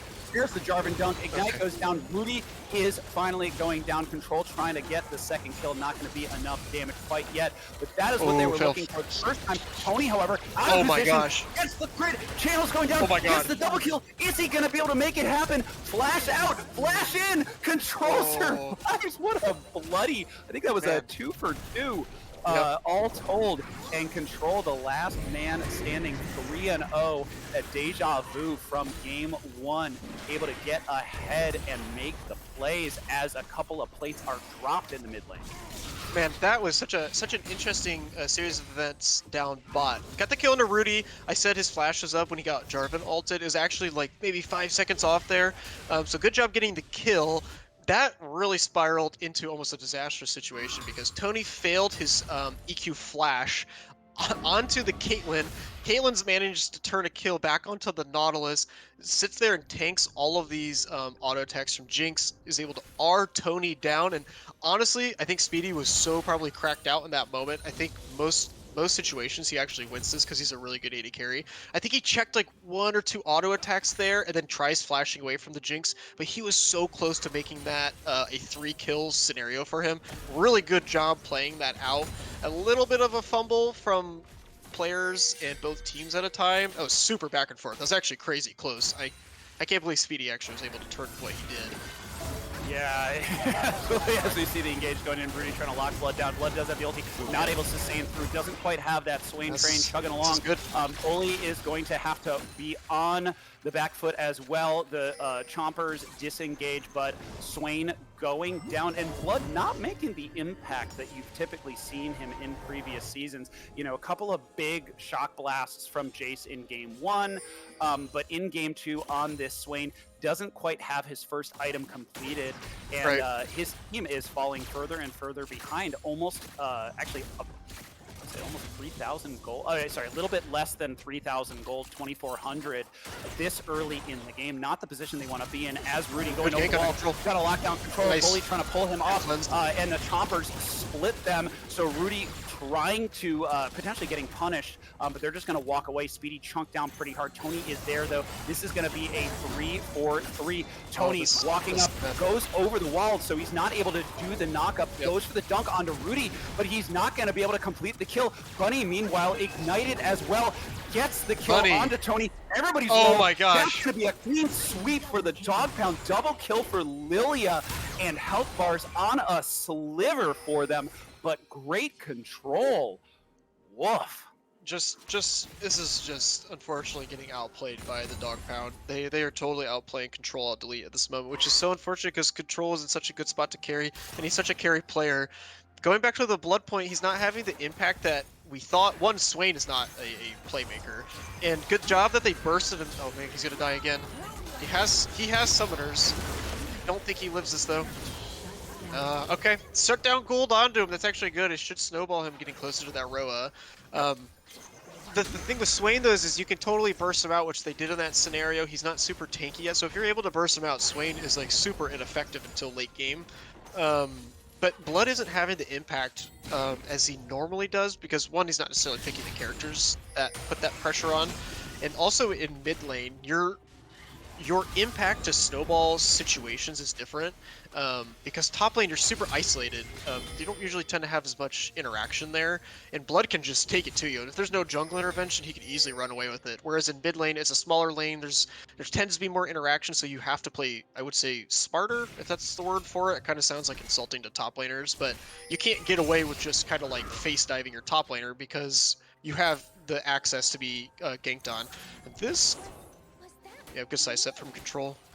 This should be just a free dragon for the dog pound here. They just have so much pressure in this bot side at the moment. Yeah, they are absolutely taking advantage of their advantage. 13 minutes, and they are sitting on Nice try. the attempted. Yeah, it was a nice try.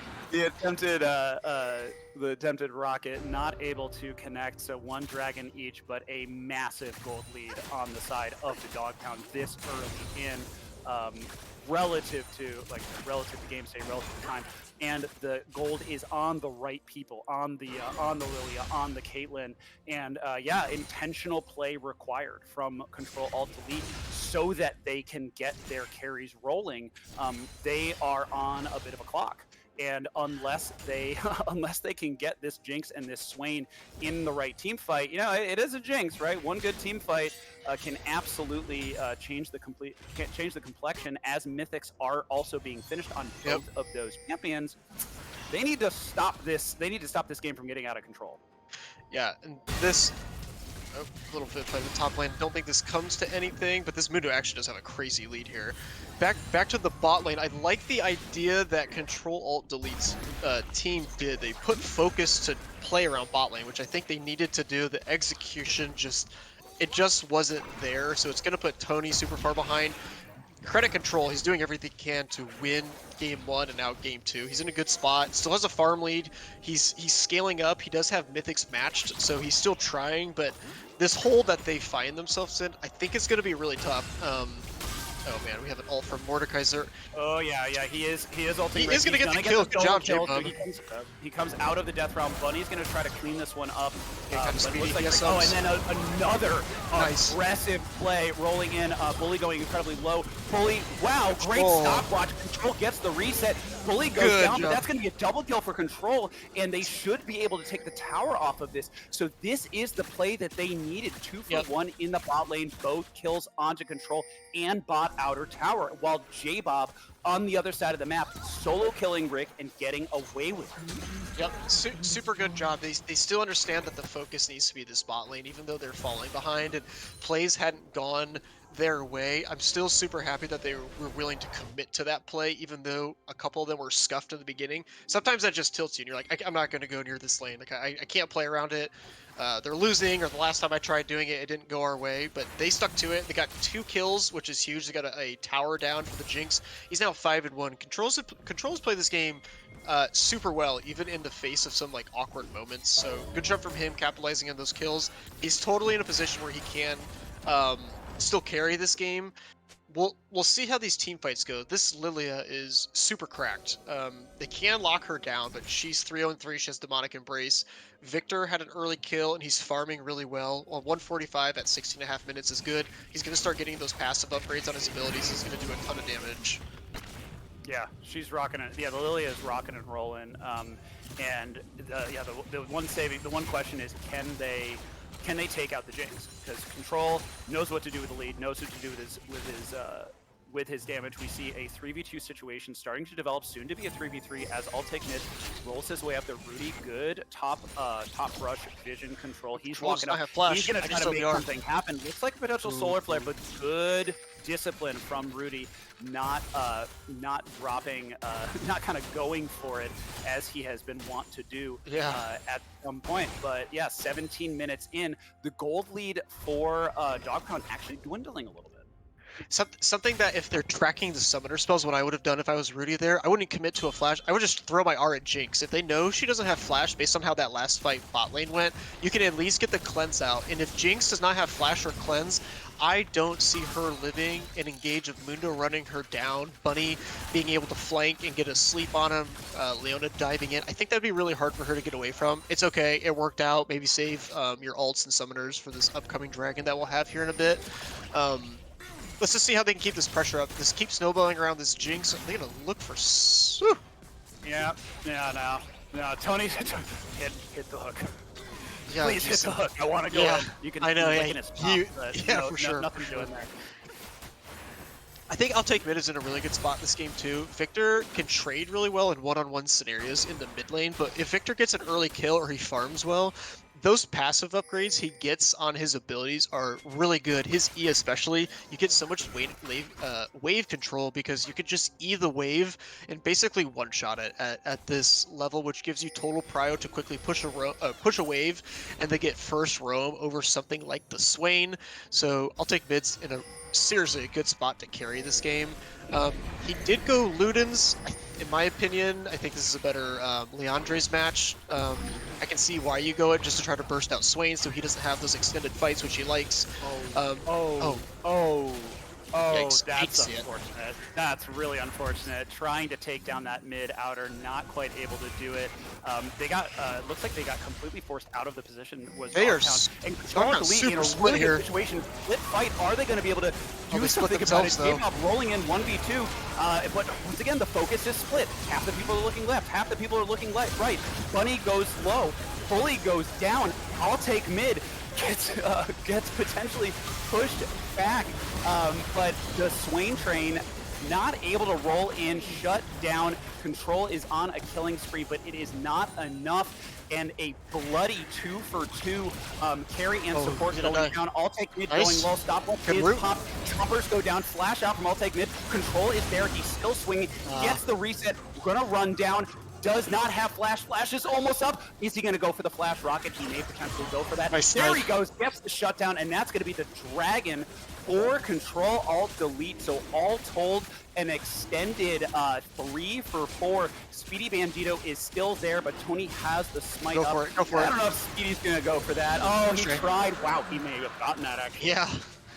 Man, I'm really surprised that's how that fight went. That looked like a fight that the Dog Pound should have won based on how favorable it became, just how split the fight became for Control's team. But good job from Control. He's 7-1-2. Like, he's seriously on his way to getting an IE. I think he'd go on that a carry, maybe BT third, but I think he probably needs some more attacks. But he's seriously in a crazy spot to carry this game. I'll take mid is too good, man. His positioning and his willingness to play forward with his health bar is really good. He tried everything he could to salvage how that fight went toward the end. But good job from Control Alt Delete securing that dragon. They've kind of crawled themselves back away from how disastrous that early game was. Maybe I kind of overestimated it, but they did a really good job at switching this around. And to note, Jinx still has Flash, and Swain still has Sums, which they'll have total advantage summoners-wise over this next fight, no matter where they take it. If I'm them, I start setting up for a strong point on the map that you think you could win a fight. Hopefully they know their summoner spell advantage, because they could totally abuse this next fight. Yeah, they really could, and even in that fight, that it was so chaotic with this. It was almost like a split into a collapse. Yeah, it was weird. And yeah, I was having a hard time because I was like, oh, I'll take mate goes down. Wait, he's still alive because he was just getting piled on by red health bars. And like you said, doing such a great job. I believe a well-placed gravity well kept him moving and able to drop a couple more rotations, somehow staying alive. Until Control finally put him in the ground. But yeah, just continuing to see, want to see Control Alt Delete just really focus fire. A lot of these long extended fights, and if I'm Control Alt Delete, it's like whoever Control is smacking on, that's who I'm gonna kill. And if Control and Blood can get on the same page in terms of that, they're gonna be cruising. Bloodbath and Beyond 9 Roa stacks at this point. He's got the Rylai's, he's got the stopwatch, got Merc Treads as well to make sure he's not getting as CC'd. Interesting choice, probably just trying to be a little tanky, maybe in case he gets Caitlyn trapped or Gravity Weld. Yeah. But yeah, it's still holding on to is the Dog Pound. They're still holding on to a bit of a lead, but now Dragon advantage for Control Alt Delete, and I believe that is an Infernal Drake. So if they get to that soul, that is going to be a charged up Swain, charged up Jinx. That's a scary fight for them. Blood is a smart player. I hope he realizes this. I think he does, but he also likes to just kill things and be super aggressive. If you're Swain, based on the fact that you have the opportunity to strike Infernal Dragons now, just based on how you've managed to swing this game back in your favor, Swain does have great scaling. If I'm him, like I think you commit to full peel, even if that doesn't mean you go a high damage build, because when you'll get the damages from the Drake, I think you just peel this Jinx. This is 100% controls game to carry. You don't need to be flashing and ghosting in the backline. You could literally front to back this as Swain if you go a tanky build. So Merc Treads are smart. We'll see how Blood ends up playing this. Still, they have a slight summoner spell advantage for Control's team. Rudy's a little bit chunked here. Ouch! Yeah, that's a big chunk for him. He also does not have his flash. Looking at kind of some differences, we've got Bunny and Rudy flashes are not up yet. Full summoners on the side of Control Alt Delete. With the right engage or with the right setup, they could absolutely roll through this fight. They look like they're just content to take down turrets, and the way that Jinx, the way that Jinx operates as we see the hook going in and the shutdown onto speed is exactly the fight that Control Alt Delete wants. Fully going down, dying for his team. Blood is swinging, does have the stopwatch pop. He is asleep, but he's going to be able to get away, and so a quick pick off 1-for-1, but the carry is down. Blood is low. Flash, counter flash, attempted cleaver assassination, but Blood's going to be able to get away. So carry is down, 18 seconds in the death chamber.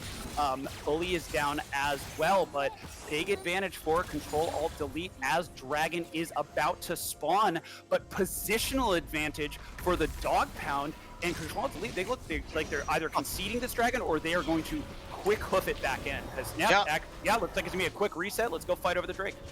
This is interesting because the Dog Pound had a chance to set up. I know they need a reset, but the timing is so awkward because by the time you get back, if Control Alt Delete's smart, their team gets in there, clears visions, and gets a position set up. Really important. Jinx has full sum. She was completely untouched that last fight. Like I didn't even see her take any damage. Oh, but no, she didn't. It was Bully. Overall, it was the summoner Bully spell's good though. face taking pretty much everything. Yeah. Dog Pounds does have good summoners for this. They didn't really lose too much in that last fight. So this fight actually is pretty 50-50. We need to see what Control can do and can they collapse on him, because the last two fights, like, he's been pretty untouched.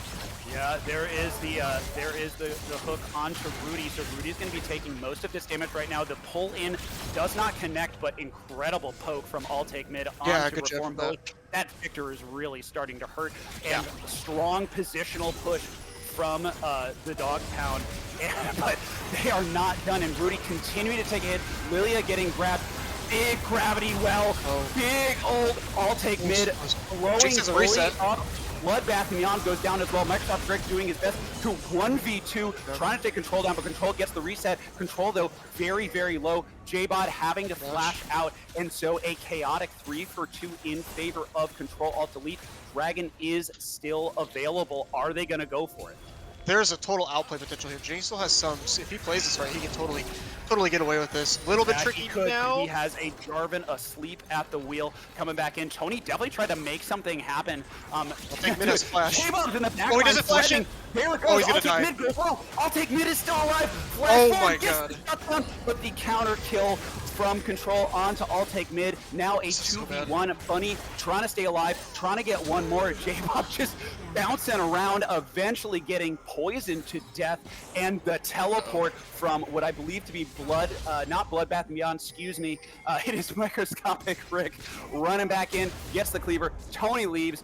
Bully's back up. Respawn timers have ended, and this Dragon is still finally. Oh, now he's finally getting hit, but this is wild wacky ride, and Dog Pound ends up taking that Dragon. All told, I don't even know what that was. It was like a 3-for-2 and then a 2-for-1, and yeah, super standoffish fight. Like, you had time for a lot of things to reset. I'll take Mid, seriously, so good. Like, I thought when he did not flash that Jarvan combo there, if Jinx had just a sliver a bit more damage and he didn't have to flash to get that last auto to kill, like, he just gets a reset. They're able to kill the Lilia, then take their third Dragon of this game. But I'll take Mid, gets away with the Sliver's Teeth, gets the E fadeaway on his flash as we have another re-engage here. Soft engage. Rick's not too threatened here, though. Yeah, you know, he's Mudo. He doesn't care. He's Mudo. Let's see. What has he got? He's got just a bunch of beef. He's got let's see how much health he has. 4,000 health. Got the Heartsteel. Got the Sunfire. Working Good amount of his way stacks on towards- that Heartsteel too. He's gonna be doing a lot of damage actually. Yeah. So he's doing what he does.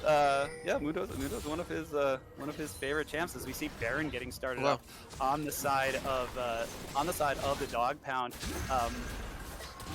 In a 5v5 fight though, this isn't threatening. favorable for Those them. Caitlyn traps are going to funnel them straight in, and if Alltech Mid can get another Gravity Well ult combination that he did last fight, this is going to go really, really well from him. The question is, can Control Alt Delete do something fast? Tony They're is committing to the positioned for 50-50. kill. He's going to be going in blast cone. Oh my god, Control got it! Oh, hits the kill. The fight is on. Alltech Mid immediately deletes Bloodbath and Beyond. Control is alive. He gets the first reset has on a resets. Microsoft Rig. He is going to be able to start whipping these he's gonna rockets. destroy He this gets the fight. double kill. Reset number Nice. 2. Reset number 3. We see the triple kill. Could we see the quadra? Does not get it onto Bunny. But Caitlyn is out of position, so we may see an extended quadra from Control unless Speedy can do something special. Speedy Nice rolling in. combo. Speedy gets the kill. Speedy gets blocked by the Mordekaiser, so he's going to go down, gets the 1 kill onto Control. All told, 4 for 2. Baron on the side of Control at Delete. Control getting the Baron plus mid outer. Wow. Control at Delete takes the lead. Yeah, big shutdown goes over for Speedy. He's able to at least get a kill back out of the Jinx and get some gold in his pocket. Good job at seeing that angle. I don't play AD carry, so sometimes these fights in the bot lane are AD carry versus AD carry. I don't see the angle for a kill like they do. So good job for him at least getting that back. Control seriously is doing whatever he can to like win both of these games on this AD carry role. He gets the steal off in that fight, gets a couple resets, and is able to like really snowball off that. He's doing such a good job at playing this game here. They really need to try to get down to this dragon and get early setup. Push out all 3 of your waves. You have TP on your Moor, so he can push a wave. He has that advantage over Mundo. With the Baron, you should easily be able to push mid and bot out to get early setup around this dragon area. You just need to control bot. Like you just need to keep controlling the spot side with this Baron. I don't think you're in a ton of pressure to siege up. I don't think you want to siege anyway. I don't think you actually are going to win it, but use this pressure to have map pressure on the spot side. You want this 3rd Infernal Dragon. Like, in Control and Blood could do so much if they have this extra damage in this fight. Especially Blood. It could free him up to play more of a peel option. He can get a couple tanky items to survive these fights. But then obviously Control is already doing a ton of damage, and then he would just do even more damage. He's sitting on 4 items right now. Yeah, He's I was super actually going to scary. say, expert analysis, my friend. I did not want to, slow your roll as J-Bob goes in, try to stop Tiny Wreck. Tiny Wreck actually taking 2 turrets as he Interesting rolls, despite the Baron on the other side of the team. The fire cannon, a little bit of extra safety. Control. Well, I don't need to buy a defensive item. I have a fire cannon. Range is defensive. But forcing the flash, J-Bob forcing the flash out from Microsoft Rift. Microsoft Rift, he's done his job. He's taken those 2 turrets. So a little bit less than 1,000 gold lead. I'm really curious to see what this gold draft is going to look like, because if last game was any indication, it's going to be another roller coaster, and I am here for it. But 12, 3, and 5 on the side of Control. Teleport being popped by Microsoft Rig, going bot lane. He feels like he's done his job. He's now going to apply the pressure on the bot side. Dragon's coming up in less than a minute, and as you said, that next Infernal Drake could be a huge damage boost, and that extra range and protection from Control, we may see some more aggressive positioning from him. But that seems to be the kind of fight that Control Alt Delete wants. Yeah. Oh, interesting. We just got word from the producer as a negative Baron power play. It sounds crazy because you never want a negative Baron power play, but I still think it's okay if you can maintain the setup you have now. They have good vision. They're looking for a pick on the spot side. They have wards. There's a point I want to hit on. Let's see where this goes. I hated that TP from the Moor top because I think you have so much split push pressure if you don't TP and keep it. Oh, we have a little engage. Tony going and getting the dunk down onto Bunny, gets immediately pushed back, and he is fast asleep. Slower fight than we've been expecting, not as explosive. Blood able to go in. This is actually a fight that Control Alt Delete wants. This is They so want good to for wear Control. people down. Oh First my God. reset going Nice. down to Control. Second reset. This is a Third penta. reset. This is a penta. Could we see a 4th reset? Potentially. Alltech Mid getting he's gonna get it. low. J-Bob goes down. That's going to be the ace. That's going to be the dragon. That's going to be the quadra for Control. Control Alt Delete in the So driver's close. seat, and we are speeding at 90 miles an hour towards a game 3.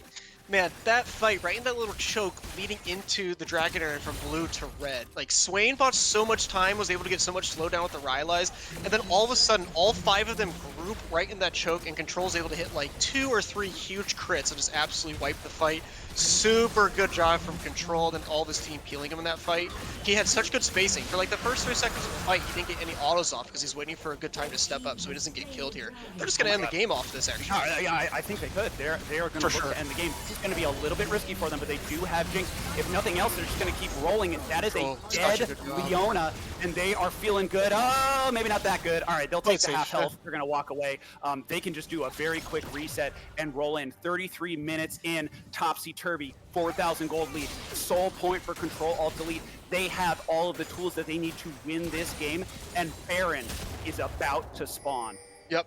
This game is in Control Delete's hands to lose. Control just got a Quadra. He can probably go back and get a BT, make him even more unkillable. But he still has full sums. And then if you look at the summoner side, summoner spell side of the Dog Pound, they have nothing. And now with this Baron spawning in 40 seconds, I think it is going to be impossible to get to this Jinx. It looked impossible last fight when they had sums. It's going to be even more impossible now unless Control completely graces his positioning. I don't see how. I don't see how Dog Pound can make this work. I'll take mid though, super clutch. Speedy's on a super comfortable champion. They have a tank line. Let's see what they can do with this. If I'm And Control as Delete, you just run straight to Baron here. Oh yeah, and that looks like I cannot see what they are doing right now, but it looks like they have. Yeah, it looks like they are going to head over there.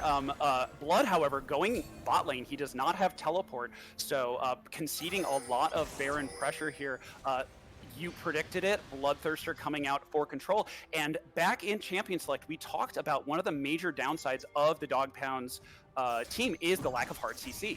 With a 17-3 Jinx who has no defensive items, Yeah. that is really coming back to bite them. They do not have the burst potential, and they do not have the lockdown. The only person that can really do it is the Leona, Yeah. and it doesn't look like he's been able to do what he needs. Now, one good solar flare can totally change that, but I'm not sure who would be able to follow up on something like that. They don't really have that dive potential outside of kind of the Mundo and the Lilia running at you, but Yeah. not quite the same as a quick dog pile, no pun intended. Actually, you know what? Yes, pun intended. Love it. Onto Jinx to pop him, because if Control survives, Control at least going to win the game.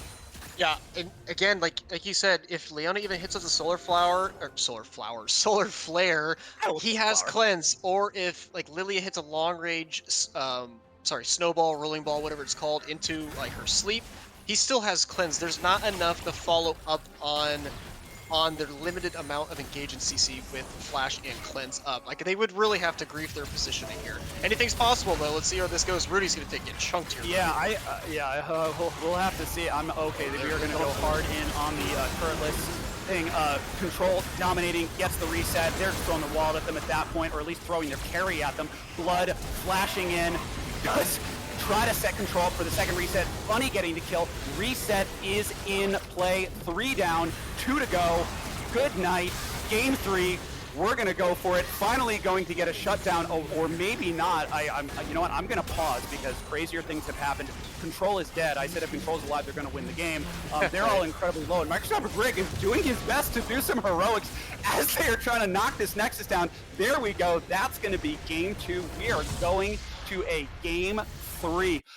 And honestly, Sandy, I wouldn't have it any other way with these teams.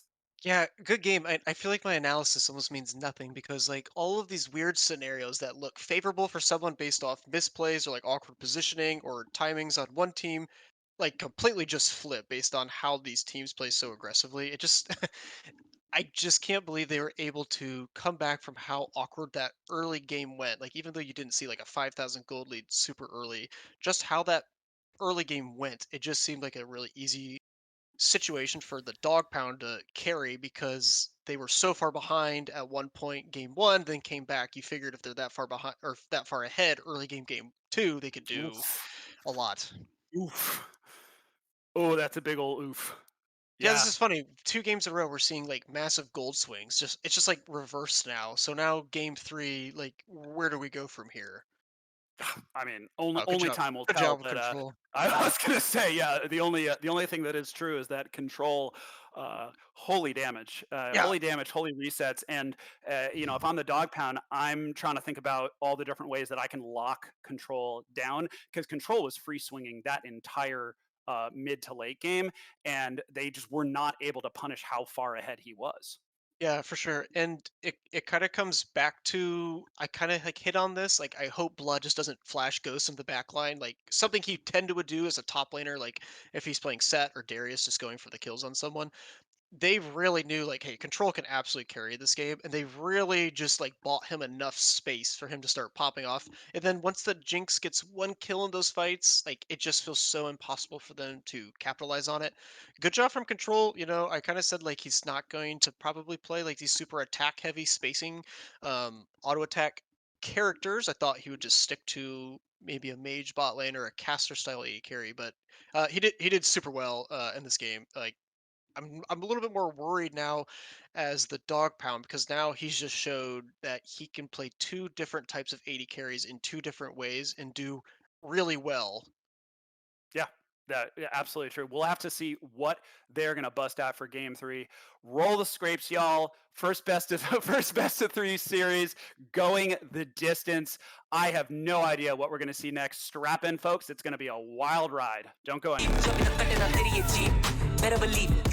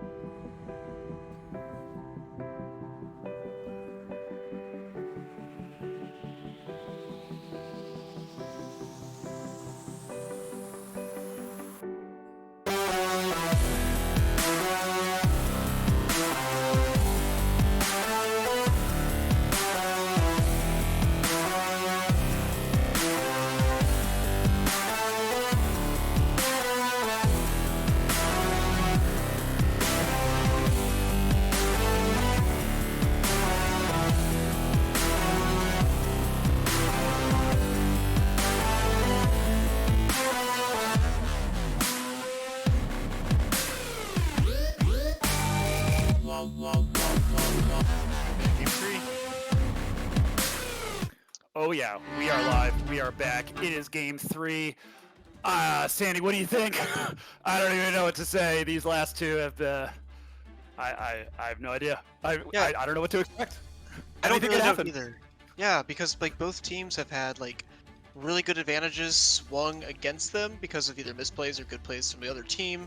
Like both games this happened. It's just been vice versa. So now I just feel like it's all up in the air. Who knows what they're going to draft? Who necessarily knows what they're going to play? What do they feel confident on? What don't they feel confident on?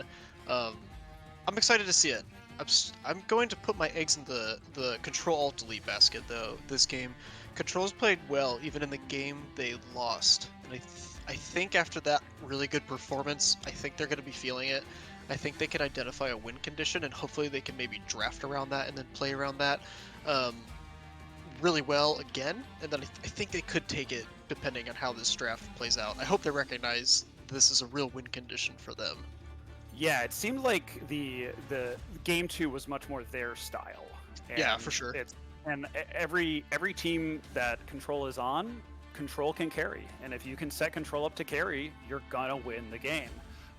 So the question is, can Blood provide that alternative threat? Right. And to his credit, he did a great job of tanking a lot of the CC, a lot of the damage, a lot of the summoners to allow Control to swing freely. What I'm going to be curious to see is, will Dog Pound start to pile on the hard CC and do something a little bit different? Somebody didn't call out, they looked a lot different when Bunny was not on the Kindred.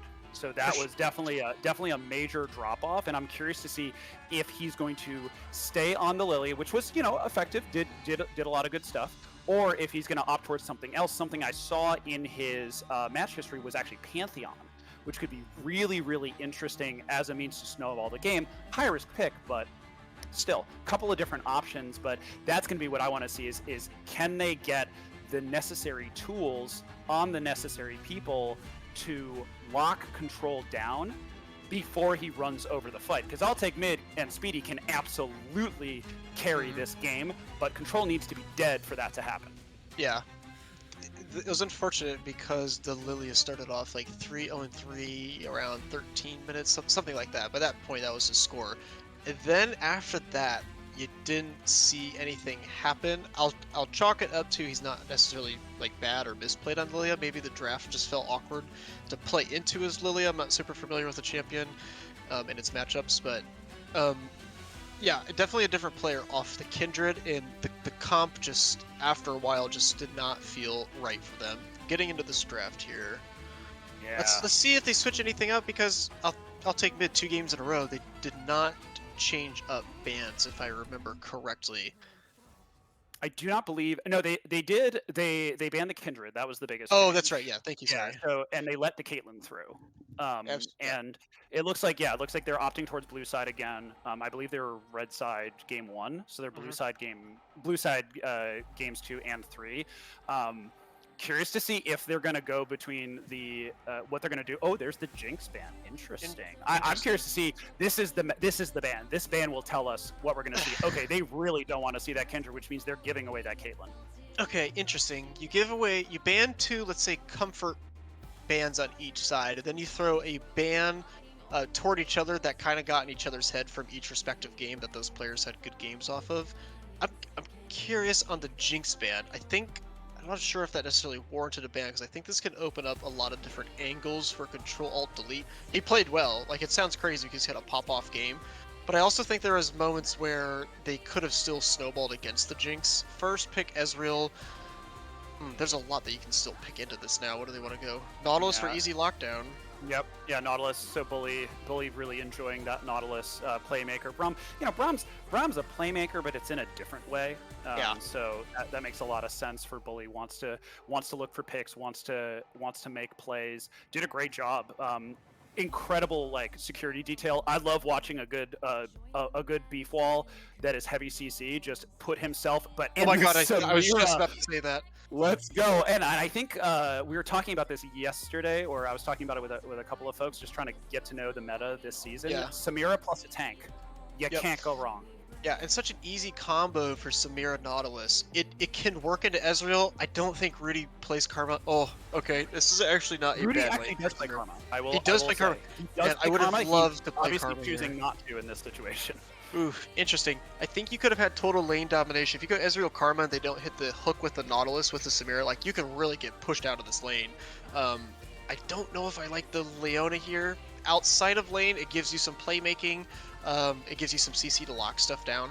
I was just about to say, I really hope we see Samira here, just based off the Nautilus pick. This is interesting, and it's shaping up to be an okay Samira game actually. Ooh, Wukong, this Ooh, is there's Wukong. this He's is hovering turbo. it. You can There it flex is. this Yes, too. and also I gotta say it does plant the seed of doubt in on the side of Dog Pound because Blood can take that. It's a comfort pick for him. He can take it mid. It would be a really niche selection. So if he's like, oh yeah, I know that Wukong's really good against Echo because knowing him, he probably knows that. So this- Maybe he can do that, but yeah, more than likely going into the jungle. But the Echo pick, it looks like Dog Pound did not appreciate I'll take mid getting hyper banned towards the end, and so now. Right. The bans are turning to the top lane. Microscopic Rick getting his Mundo taken away. Mordekaiser from J-Bob. J-Bob has only played Mordekaiser so far, so they are pressuring his pool as well. Interesting here because this team is shaping up to be heavy AD. Something you could do against this Wukong Samira is you could try to force it to go jungle if you want, because I guess what I'm saying is like there's a weird angle where Tony doesn't play a ton of AP jungle. So if this goes mid, you could start having like a really awkwardly skewed AD team because he plays like, if I remember, like Elise, I think Zach, but Zach's like a weird AP. I don't really know if I consider it AP. He plays like if it deals damage, he plays it. He plays it. Yeah. So and if I understand correctly, Elise is fairly strong right now. So that is absolutely something that he could pick. The LeBlanc cover. I don't know if that's a meme.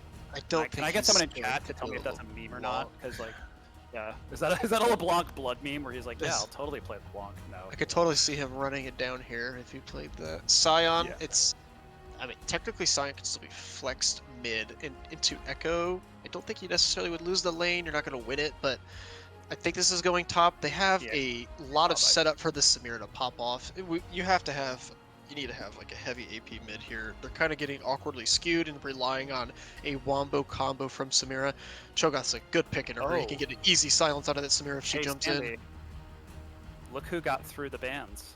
I don't know if he's going to pick it, but a very particular champion that just got reworked and is fairly strong got through the bans. Oh, interesting. It could be Asol, if that's what you're referring to. Yeah, I'm wondering as the Cho'Gath is grabbed. That is a microscopic Rick special. It gives Blood Nightmares, and the Cane. So there's your carry. But yeah, like they need a lot of AP to your point, right? They got Wukong, they've got Samira, they got Beefcakes top and support. They need damage, and Asol scales into infinity. This is a good Cassio angle, actually. Or yeah, it could be a Cassio, but whatever it is, it's got to deal magic damage. There's Asol. the Asol. Let's go. Got through. Okay. Yeehaw. Let's go. And by the way, I was a little bit late to the party, but if anybody would like to commentate on this matchup, help us kill some time, give us a little bit of a break. We are always open to your notes and feedback. The comps are locked in place. This is for all the marbles. What you seeing, Sandy? It's interesting. I like Asol. I've played him a decent amount since he's got reworked. He got some pretty big nerfs. Some people don't think it's that big. Levels 13 through 18, you're not nearly as strong as you were on the previous patch. Like Asol is super scaly. Like his early 1 through 9 like is so punishable if you're smart around your mid jungle. He can't roam super well. Like he has an ability that he can do it, but like his pressure is just not the same. Like Echo totally could kill this guy level 1 through 6 if he plays this well. This doesn't seem like a blood champion either. I'm not going to doubt him. I'm sure he could play. He's got a high floor of a player. It's weird. I see where they were going with it. I hope it wins. This is an interesting draft, but I'm going to give this to the Dog Pound, I think. Yeah, I don't know. So the one adaptation that I really liked and I did want to call out is that they gave I'll Take Mid one of his best champions before the second wave of bans. So And I don't know. You would probably know the mid lane matchup better. I don't know reworked Aurelion Sol, but Echo's going to take it to him early. Yeah. And it's one of his best champions. Now Kayn, not as much early gank pressure until Right. he transforms. He's got a slow basically. Wukong, on the other hand, ton of early gank pressure. So but now the question is, where's Tony going to put the pressure? Because is he going to snowball Samira, where Samira snowballs, lanes over, Samira goes bananas, another reset champion for control, or is he going to just try to make sure that Echo doesn't get out of control, can't roam, and can't take advantage of that early 1 through 9? It's going to be an interesting chess match around that to see what will Tony do to take advantage of the Kayn wanting to hard farm and maybe not being able to apply as much early jungle pressure. Right. The Wukong, I think, has a lot of agency, like you said. He has a lot of freedom to do what he wants this game. Like he can easily kill Kayn. There's gank set up top. I think again, it's this tank versus tank situation. It's kind of a waste of your time. What you could do, like you said, you gank bot. You try to get control ahead on Samira. I have no idea how good he is on Samira. I don't know what he's like on the pick. If I based off his other 2 games, he could totally snowball. Or there's even merit to like hovering around mid to let Acel scale. Like I said, his early game is so abysmal and it's super punishable. If you let him just sit there and clear waves for like 10-15 minutes, it's going to be punishing. Like you said, I'll take mid super good at Echo. He could totally dive in, get some early kills. He could push the wave fast and roam. I think if I'm Tony, I make a couple early plays bot, and then I just try to hover around mid just to make sure Acel has a free lane to get him into the late game. One thing that I hope Rick does in these fights, because as you see on Control's team, ton of Wombo, ton of level 6 all-in pressure. Man, one good silence can totally shut the Samira out of a fight, and she could totally get bursted out if Cho'Gath silences her mid-ult or before she can get a good ult off. Yeah, that is definitely one of the biggest risks, is with the Samira, closer range has to really kind of get in there, whereas Jinx can rocket safely from afar. And like you said, a lot more hard CC this time around. Not just hard CC, but kind of the silence, making it incredibly difficult to go for those big engages. I feel like Blood is going to be the X factor here. If he can get rocking on the Aurelion Sol, Aurelion Sol scales into infinity, literally. Yeah. Yep. So yeah, and also with the rework, people don't have as much experience on him. So yeah, Sandy, with all of this being said, are you still going to? I think you gave Dog Pound a bit of an advantage. Do you still stand by that? I'm going with that. I think Blood's super good. I really like how he plays the game most of the time. I like playing with him. This just seems so far out of his comfort zone on how to play. He could scale and like totally carry this game. I could also see him totally sprinting it down this game on Acel. Also, if for some reason he falls super far behind on Acel, it's all scaling nowadays. Like he seriously become a crazy good tank to the point where Acel doesn't do as much damage. In the game, quick pause. Oh, ganked by door. Hey, Yeah. it happens. I know, it's the worst. Yeah. What about you? Who are you gonna give the edge to if you had to pick someone? Yeah, I don't. That's a tough one. If you twist my arm, I'm gonna actually say Twisting it. I'm Twisting gonna twist away. I'm gonna say Control Delete because I think the snowball potential is real. Alright. I think that Control and Bully have settled into the rhythm, and they have a lot of trust in terms of each other, a lot of respect, and I think they've. I hope. Well, this is my hope. This is my purely uneducated speculation, is that they probably had a conversation between game 2 and game 3 with Tony around like, okay, how are we going to get things rolling? Rudy is so aggressive. Yeah. And one of the biggest weaknesses that can be exploited with Rudy is Rudy just wants to fight, especially early. And especially on Leona, one of his favorite champions. So with a Wukong who can really take advantage of that over-aggression, Leona does not have an escape button. Ezreal does, but Leona doesn't. So I could potentially see them taking advantage of that and getting the Samira rolling to the point where Ezreal, who needs time to turn on, I could see that. So you know what? I'm gonna say I think Control Alt Delete takes it. I preceded them high, and I will stand by that pick. Nice. One thing too that's nice about Control's comp is they are really AD heavy until post level 13 because Aurelion Sol just he's just kind of like awkward in terms of heavy AP damage until that point.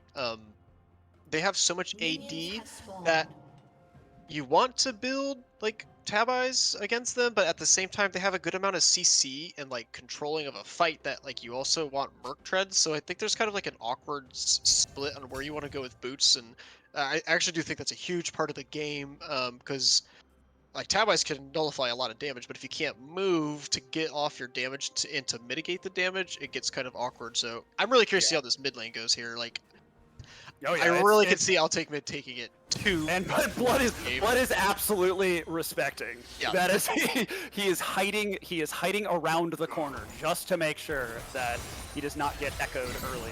Yeah. And that's gonna be the big question for me is like, is he gonna get echoed early?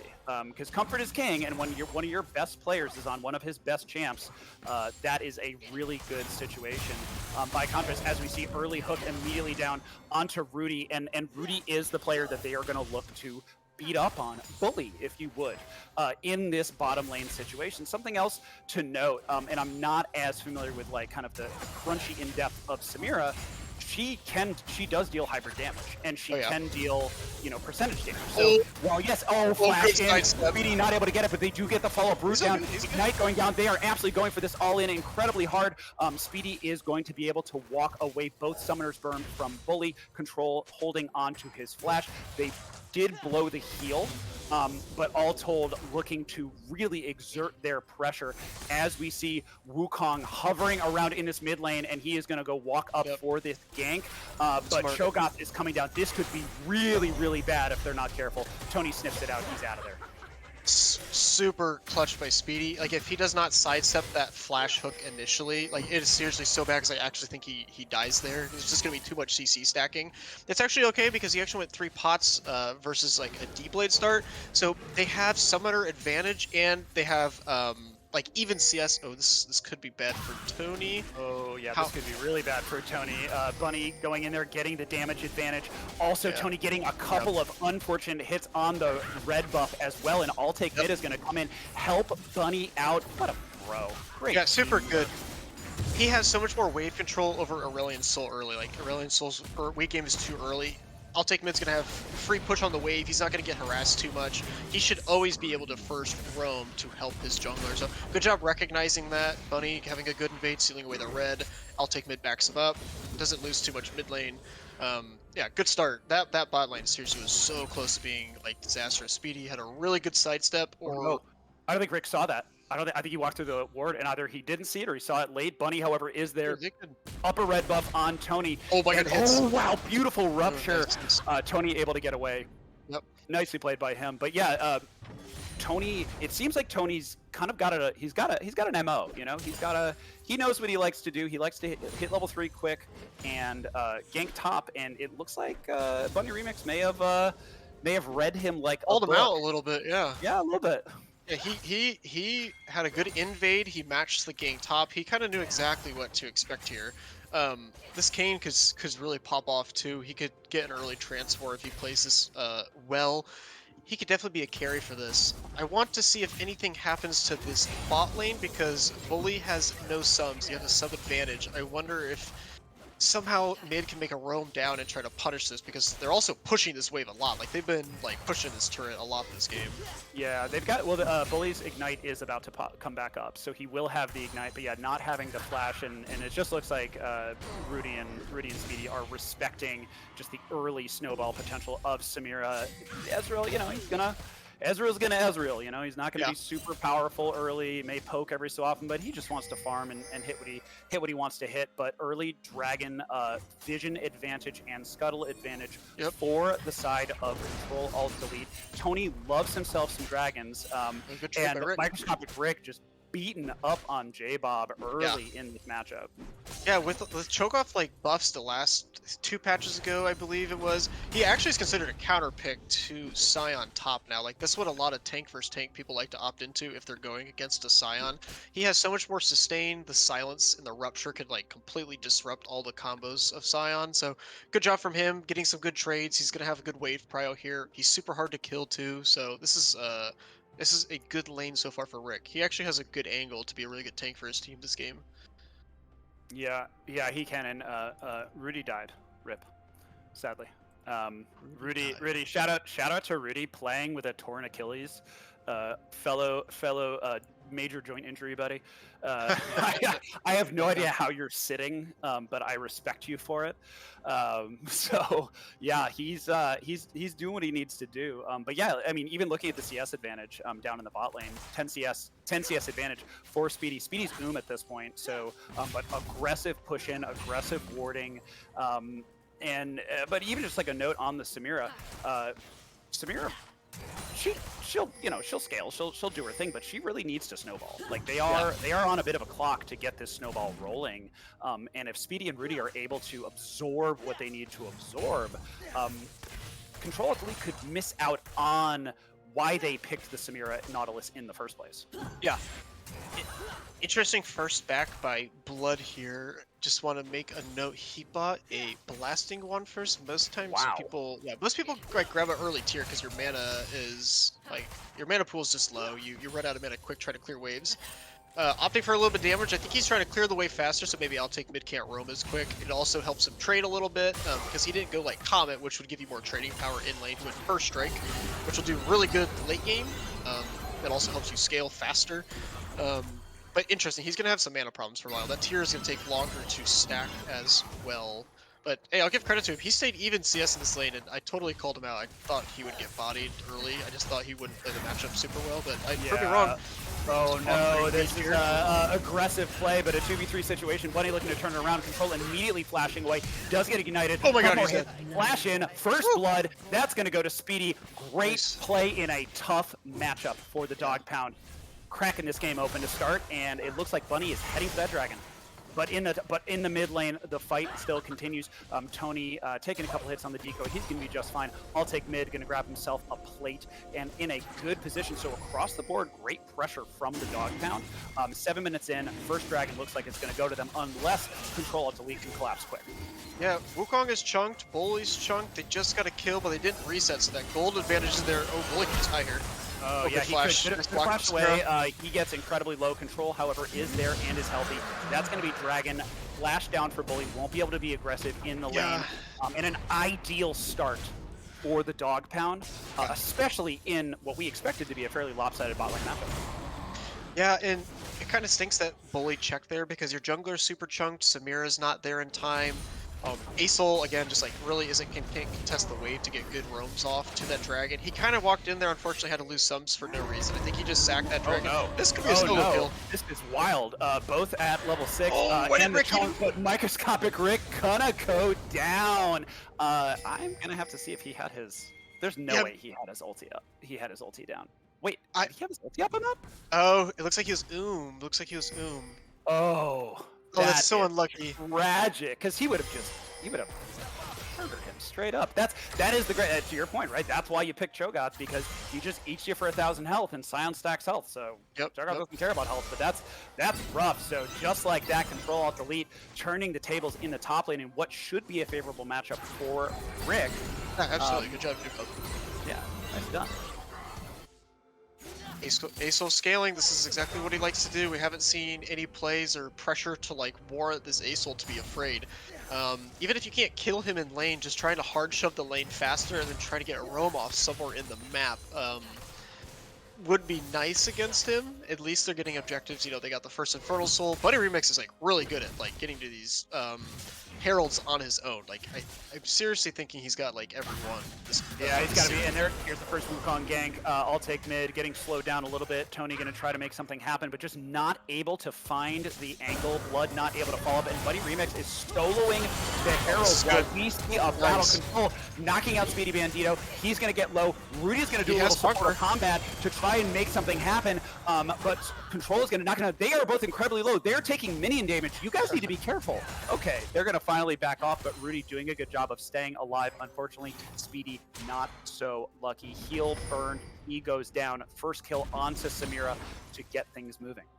Good man, Rudy. He's like holding the wave for his Ezreal after he just got all in and like super chunked. Love it. He's holding the wave, tanking those minions so Ezreal can get it. Little gank up here on Sai on top. He has flash. He should be fine. Yep, flash. Yep, he pops away. Yep. Tony's hovering here. This doesn't look like an angle they could do anything with. Bunny Remix is helping Rick reset that wave. I think you come drop this mid. I think you come drop this Herald mid if you're Bunny Remix. I think you keep trying to keep this pressure on Aesol. I don't like. And it looks I like don't Tony's like free scaling. Yeah, Tony's trying to make something happen. Instant teleport coming in. This could be a 2v2. I'll take mid going incredibly low. Tony blows his ulti. Will he get the knockup? He does get the knockup. Blood is following up. There's the damage. Bunny Remix going low. Gets the stun, flashes in, trying to blast him. He goes low, ulti goes down, 1 for 1, jungle for mid. Tony is out of there, I'll take mid survives. Jungler for mid laner, Blood grabbing the catalyst, teleport is down, and yeah, it's, I'm trying to think through who gets the advantage there. One big advantage that Echo now has is the advantage of mobility. Proto Belt finished. Yeah, I'm going to give... Used to be called Proto Belt. Yeah. I'm going to give the advantage to Echo there. Aesol didn't get the kill. Not going to get as much gold off that. He loses time on the wave stacking the Stardust. It's good play by Blood. I saw what he was trying to do there. He ulted a little just too close to the tower because it got kind of awkward for them to come like fully engage after that. He's still able to trade 1 for 1. It's not like detrimental to either. Still give a slight advantage to the Echo there. He's going to like that kill. Big thing is Aesol doesn't have flash. Like this Echo totally can run him down now with the Proto Belt and then his dash to close the gap on him. This dragon fight could be super awkward for them because of that. Yeah, definite summoner disadvantage on the side of Control Alt Delete. And now Dog Pound looks like they heard you. They are looking to set up less than a minute to go. They are going to clear vision. They feel like they know what they have. The emote, the mastery spam being popped. Multiple plates down for our Alt Take Mid. There goes another one. And let's see if they can take advantage of this. Alt Take Mid running away. Bunny Remix and Rudy are there. Woo! Herald goes down.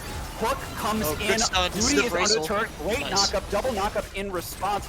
Blood still alive. Bullies is able to stop, watch, but the turret looks like it's gonna be going down on Rick coming in to clean things up. J-Bob looking to help him out. I'll take mid. Somehow still alive. Bunny Remix goes down. Could Control Alt Delete actually clean this one up? No, Speedy is there. Oh no, Speedy gonna try to finish off Blood. Blood gets away. I'll take mid, goes low, doing some fancy footwork. J-Bob trying to get that last kill, can't quite do it. And now Speedy with the slow plays, but Control is there. So I believe a delayed 2 for 3 in favor, actually it might have been a 3 for 3 in favor of no one really.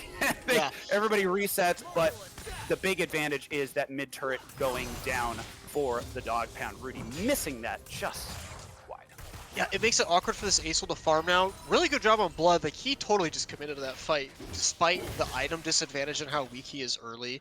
Able to get 2 assists, he picks up a kill, get the Roa stacking. He's got his tier going as well. He played the fight pretty well there too. Man, I'll take mid is seriously so annoying to play against when he's on this Echo. He played that so well. He's just dancing on the knife's edge. He knows the limits of the character really well, and he just like limps out of there, but he still causes havoc like throughout the whole fight of it. Dragon's still up. I'm curious to see how this plays out. We have a big summoner advantage for the bot lane here. Ezreal has an angle where he could totally pop off this fight. Oh yeah, he really does. And I was kind of expecting him to Speedy to roll in and clean up, was not able to do so. Tony coming in, trying to push Alt Take Mid out. Alt Take Mid is pushed out of the pit. Control Elite does have a bit of vision advantage if they can get rid of that pink ward. They are going to start on this dragon and burn it down.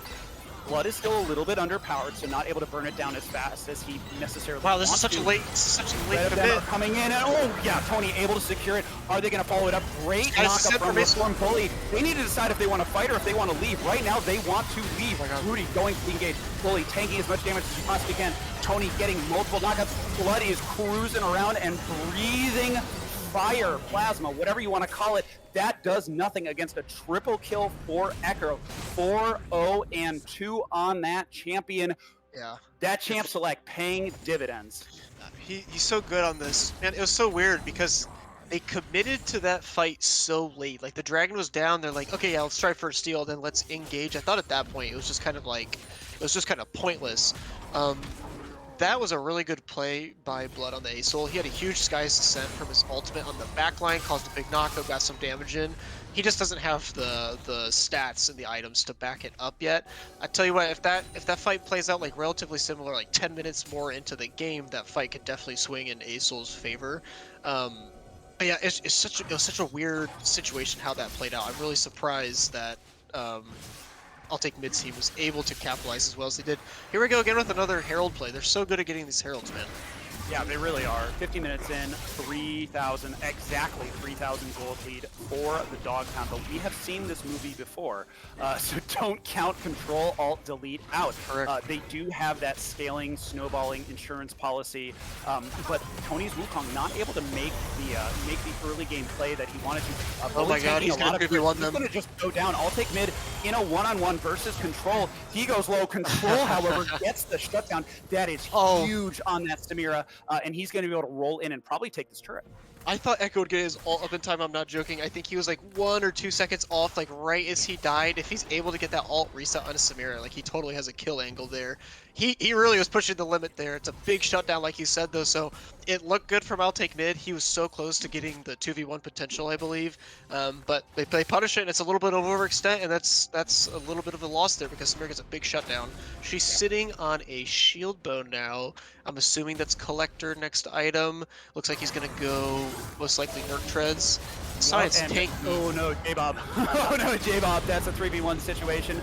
Triple Flash. knockup. He's silenced. He's stunned. He's getting chunked out. He does have his flash. He does not have his ulti. He got great body held that block. so long. He's going low, and Oh, no. That's unfortunate. I That hate is to so see it. unfortunate. Yeah, I think he could have gotten out of that one. I think if he flashes 3 or 4 seconds earlier just to the left toward his turret, he's fine. I see what he was doing. I think he was trying to buy time for his team to collapse. He thought he was tanky enough. Just unfortunately wasn't tanky enough to get away from that.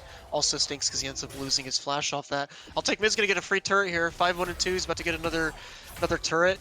He's got the Proto Belt or Hextech Revolver, whatever the item was called. Hextech Revolver. Oh, we're going real throwback on this. Oh, one. that's not even it. Yeah, that's not even close.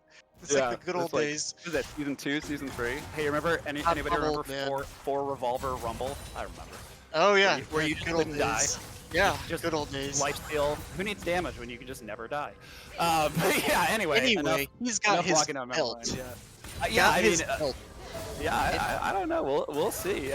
Let's see. Heartsteel looks like Heartsteel finished up for both tanks, and then Blood needs another item, big time. Rudy overextending a little bit. Bully and Control punishing him down, not able to secure the kill. Bunny Remix is there. He is transformed. Forgot to mention that. Yep. So now he's got the knock up. Not quite able to get in range. Heads up play from Control and Bully to get out of there.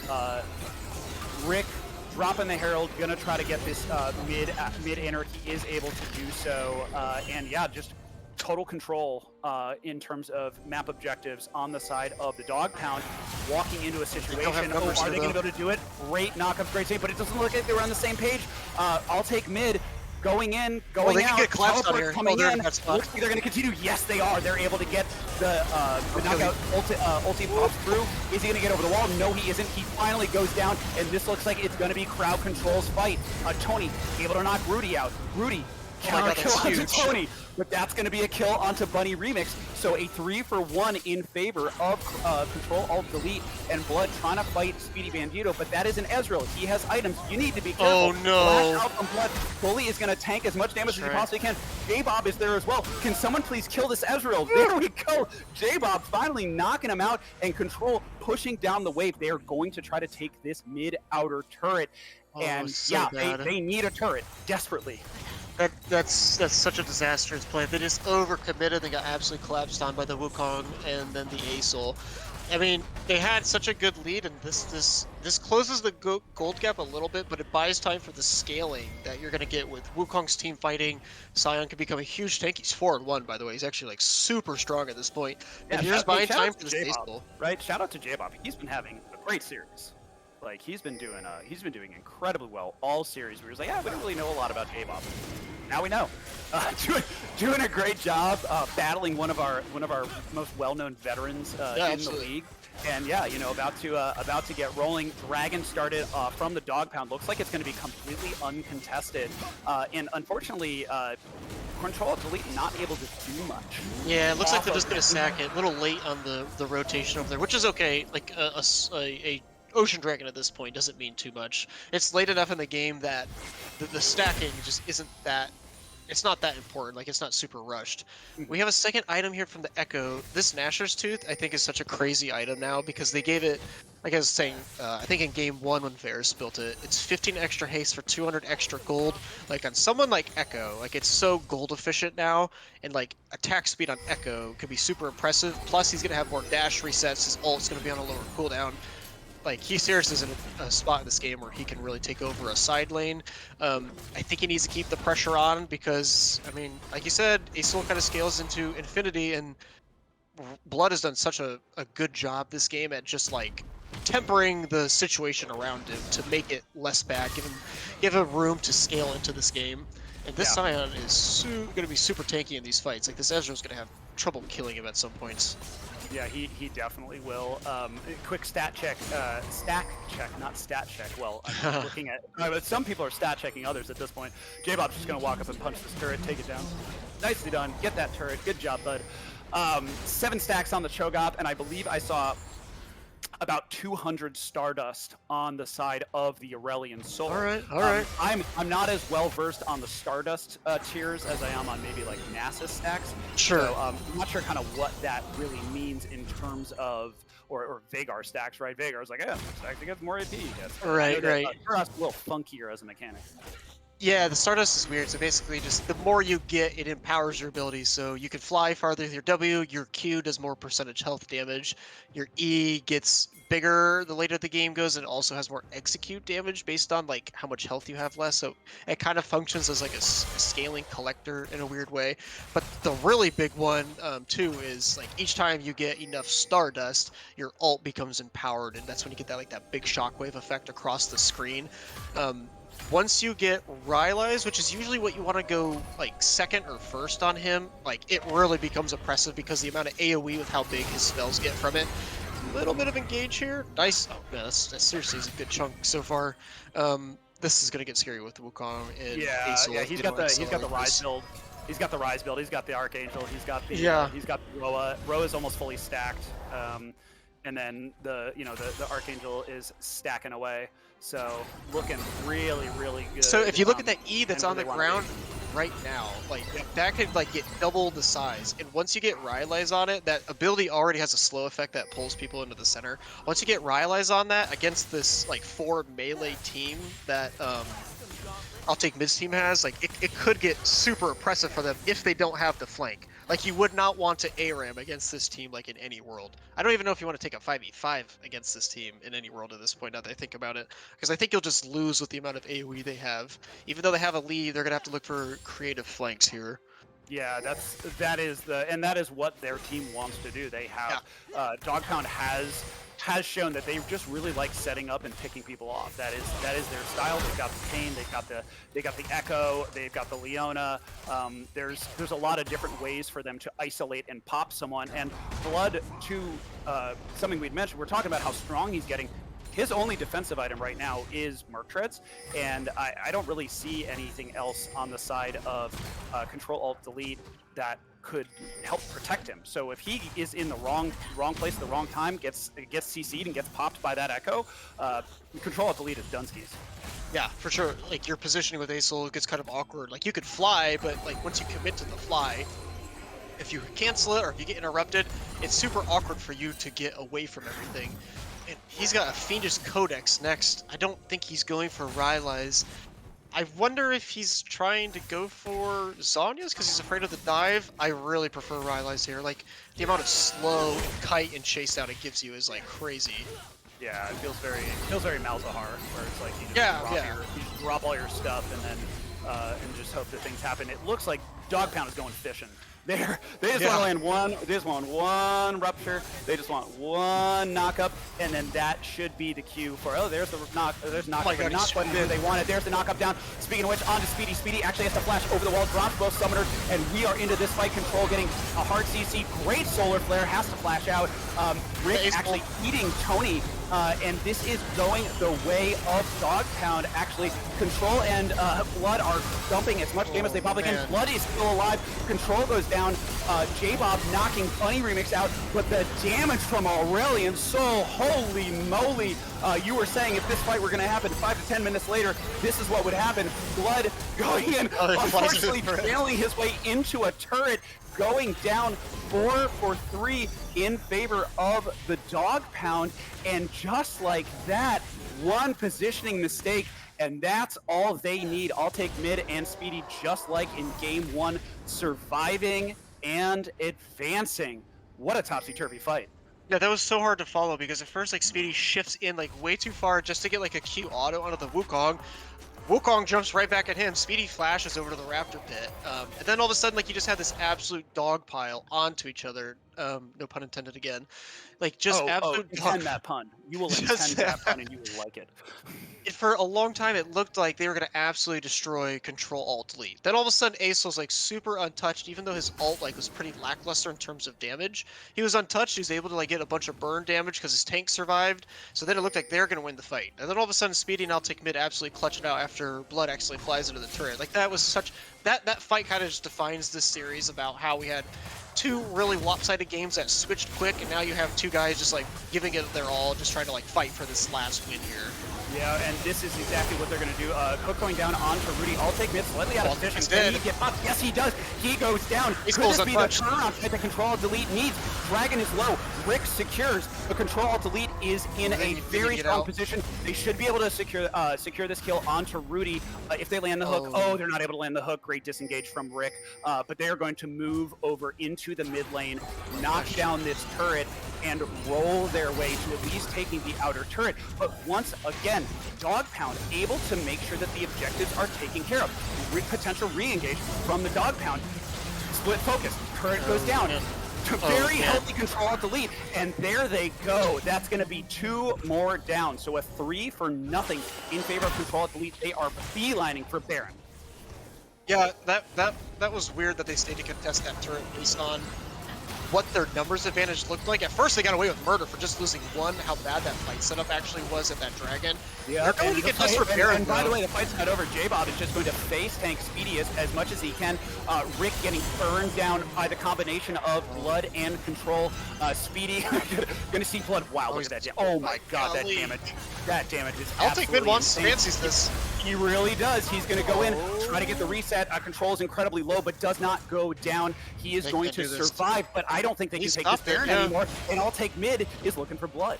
Yeah, not bad. Honestly, like they lose some kills, they lose some summoners, but they put themselves at soul point and then they stop the Baron. It's actually not that bad of a situation. It looked horrible because they kind of kept just like running into this A-Soul. By the way, that guy just got a whole bunch of kills this fight, and that Dragon fight could have gone so much worse. Blood had kind of an awkward flight path at first, but I have to make a note. We have the gold graph up. Before that series of events, Blood was about 2,000 gold behind Alte Mid. He was at about 9,000 gold, and now he's at 11,000 gold. So that's, huge amount of damage, or excuse me, huge amount of resources funneled into Blood. Oh my God, he's got a death cap. Yeah. Oh, man. Okay, well, we know what he's trying to do, and it's kill everyone.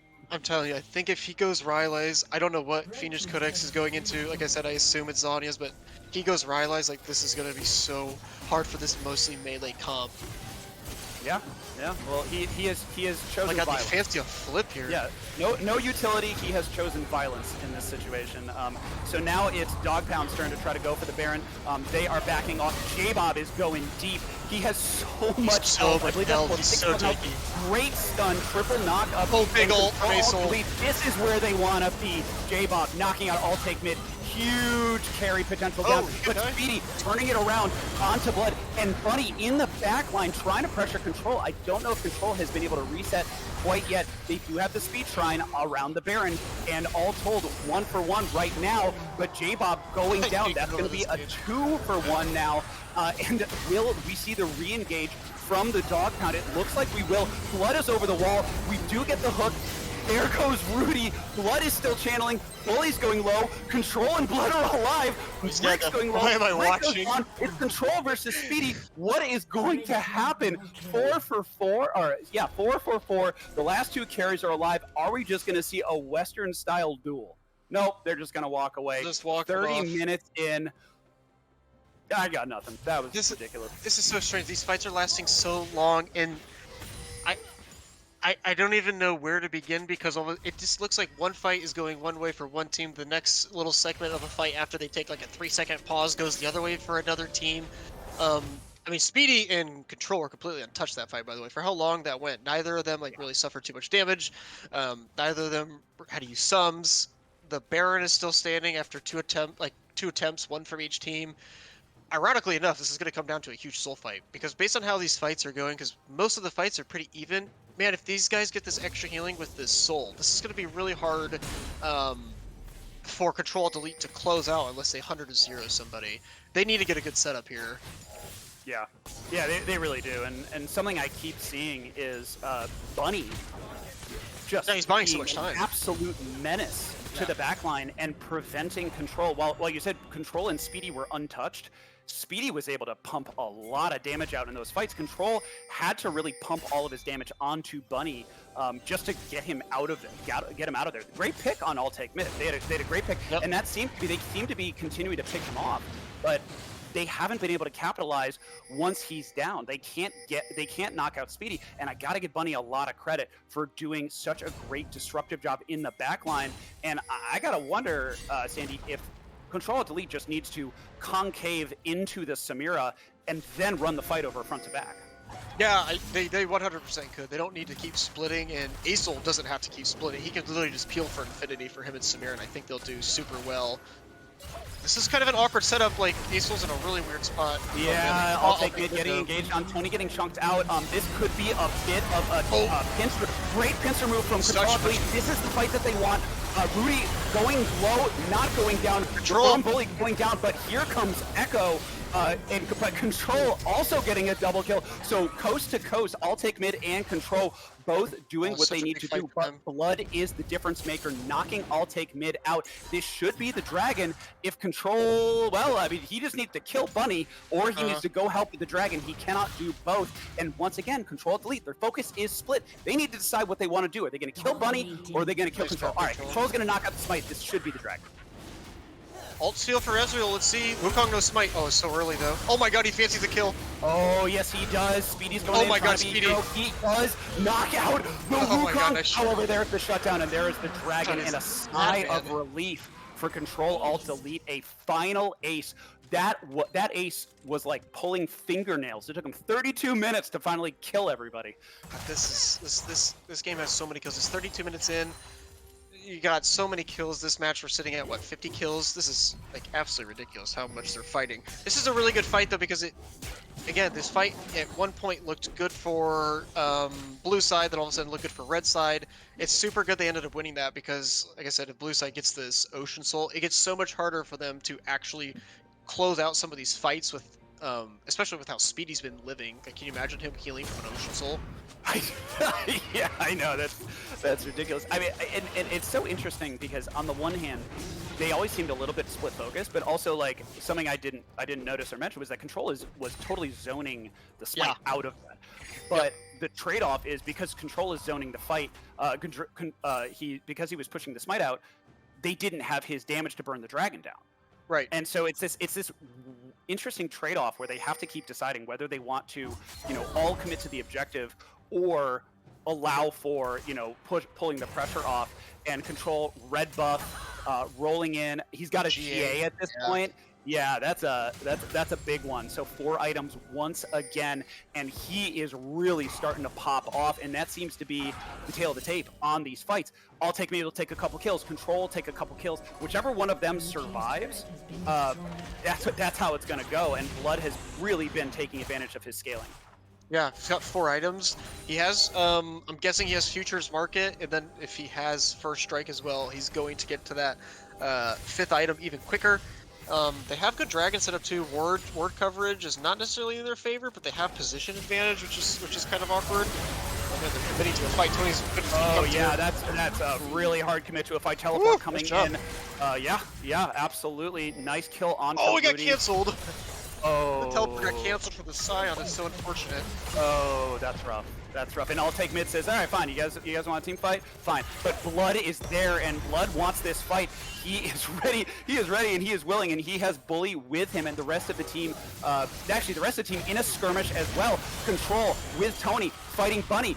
Bunny trying to buy as much time as he possibly can. Oh no, he's Bunny not. should go down. He's live. He's dead. He's alive. How is he alive? GA going down. Control finally gets the double kill. That is going to be a legendary Control 3 for 1. I'll take mid split push stop. This should be the Baron, and Control Art Delete giving me a heart attack on these fights as 2 tanks slap each other while the Baron goes down. 35 minutes in. It was so weird because there's actually a weird angle where this could have been good for blue side because they stopped the teleport on Scion. Like, Choga totally could have just pieced out, ran away, sacrificed that turret, and then he could have TP advantage, have a 5v4 advantage around Baron. But then all of a sudden, I'll take mid gets caught, and then all of a sudden, Kane and Ezreal try engaging onto the GA Samira, buys enough time with that and Wukong, and then Acel comes in with a massive ult, able to clean them up with a Q. Then they get a Baron off it, and then you have total wave advantage here now. You can push in your side lanes, and you can deny yet another Ocean Soul. Then you put both teams at soul point. This game is actually super close, and it's super back and forth each time.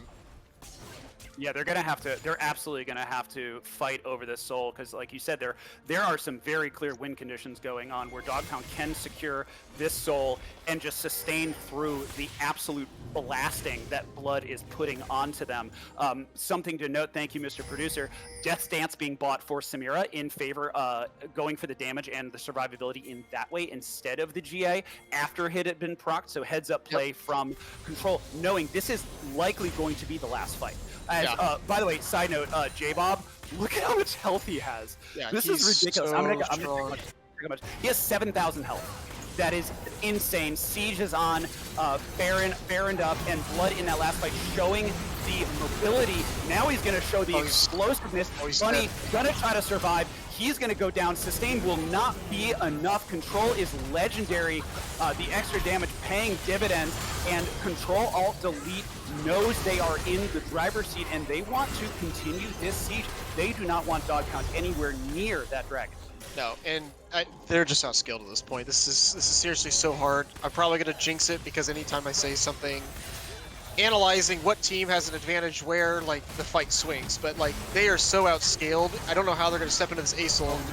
Oh no, Solar Flare not really landing the way they wanted to. I'll take it, has to use his ulti defensively, backs off Speedy. Blood going into the backline, uses the zone. He's deep. He is 1v3, he is dead. He is not dead. How is he not dead? The rest of Control Alt Delete trying to take advantage of it. Control diving into the backline, trying to get a pop off onto Speedy. Speedy pops off himself, getting the shutdown onto Samira. J-Bob is just going to engage deep. He is alone-ish. He's a tanky boy. He's going to walk away. I think they need to take this dragon off the map right now. Yep, I agree. J-Bob ults in, doesn't care. He loses like 50 health with the shield and all the amount of like resistance he has.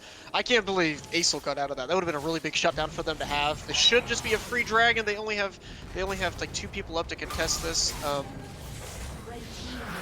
Yeah, as I say, Speedy's just not anywhere near. Oh no, J-Bob. He's actually taking a lot of damage though. He has He flash. really is. He has flash. Hey, flashes over the wall. Nicely done. Too much mobility though. He does not have his ulti. Blood is there. He's just gonna walk out. Thank you, 7,000 health. Yeah, absolutely. Oh my Man. gosh, he went last item, void staff. So Blood is just saying, you know what? I don't need the Rylai's. I don't need any crowd control. I'm purely just gonna go for damage. When people step in my E and I throw down my Q on top of my ult, I'm going to do a lot of damage. That's what he's committing to. 12-4 and 18, 13-4 and 13 on the Samira. Like you said, he sold the GA in favor of Death's Dance. He's got a stopwatch now, so probably hoping just to build toward another GA once the timer's off. Baron's going to be up in 2 minutes. Not really too much to fight over on the map. I don't think that necessarily matters. They're setting up a... Ooh, looks like they're going to try to kill the Yeah. Scion. He has ulti. The They other have team, their but the whole rest of team the here. team They is totally not- could kill him here. Yeah, the rest of the Just team, block the however, ult. the rest of the team is not there. Oh, are they gonna sniff it out? Oh, they're all just gonna back out. Wow. They're That's afraid of him massive sprinting it down mid. massive respect. Yeah, Yeah. they're all backing out, and a great split push starting up with Control Alt Delete. Strong wave control. That mid, that top inner still up, so it looks like it's going to be a potential siege down to give the Scion time to try and get that that top inner down. Oh no, beautiful rotation, going to take that top inner down.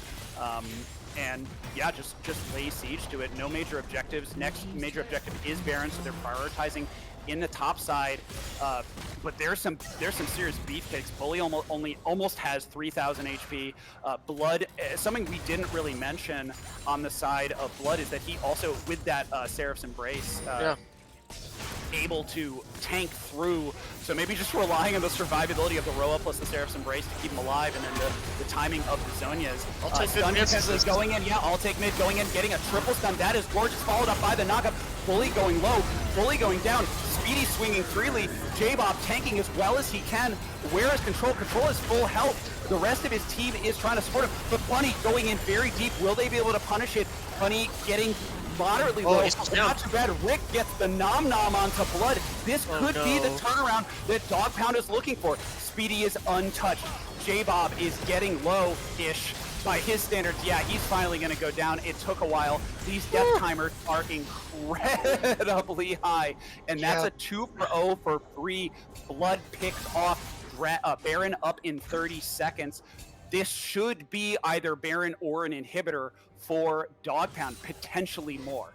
Yeah, they want to go for both here. It's definitely possible. They don't have... Oh, they're not going to favor it. Doesn't look like... They don't really... Interesting. I guess they favor the setup around Baron a little bit more, but the timers don't really match up super well. They could try to burst it down quick enough, but Acel has TP in 15 seconds, Scion has TP in 25 seconds when he spawns.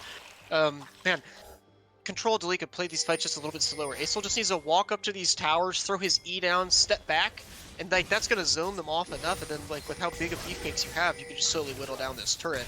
Oh my gosh, we're gonna have a TP in from both the top laner and the mid laner. It's gonna be another 5v5 like usual. Here we go. Blood rolling in. Here is the fight.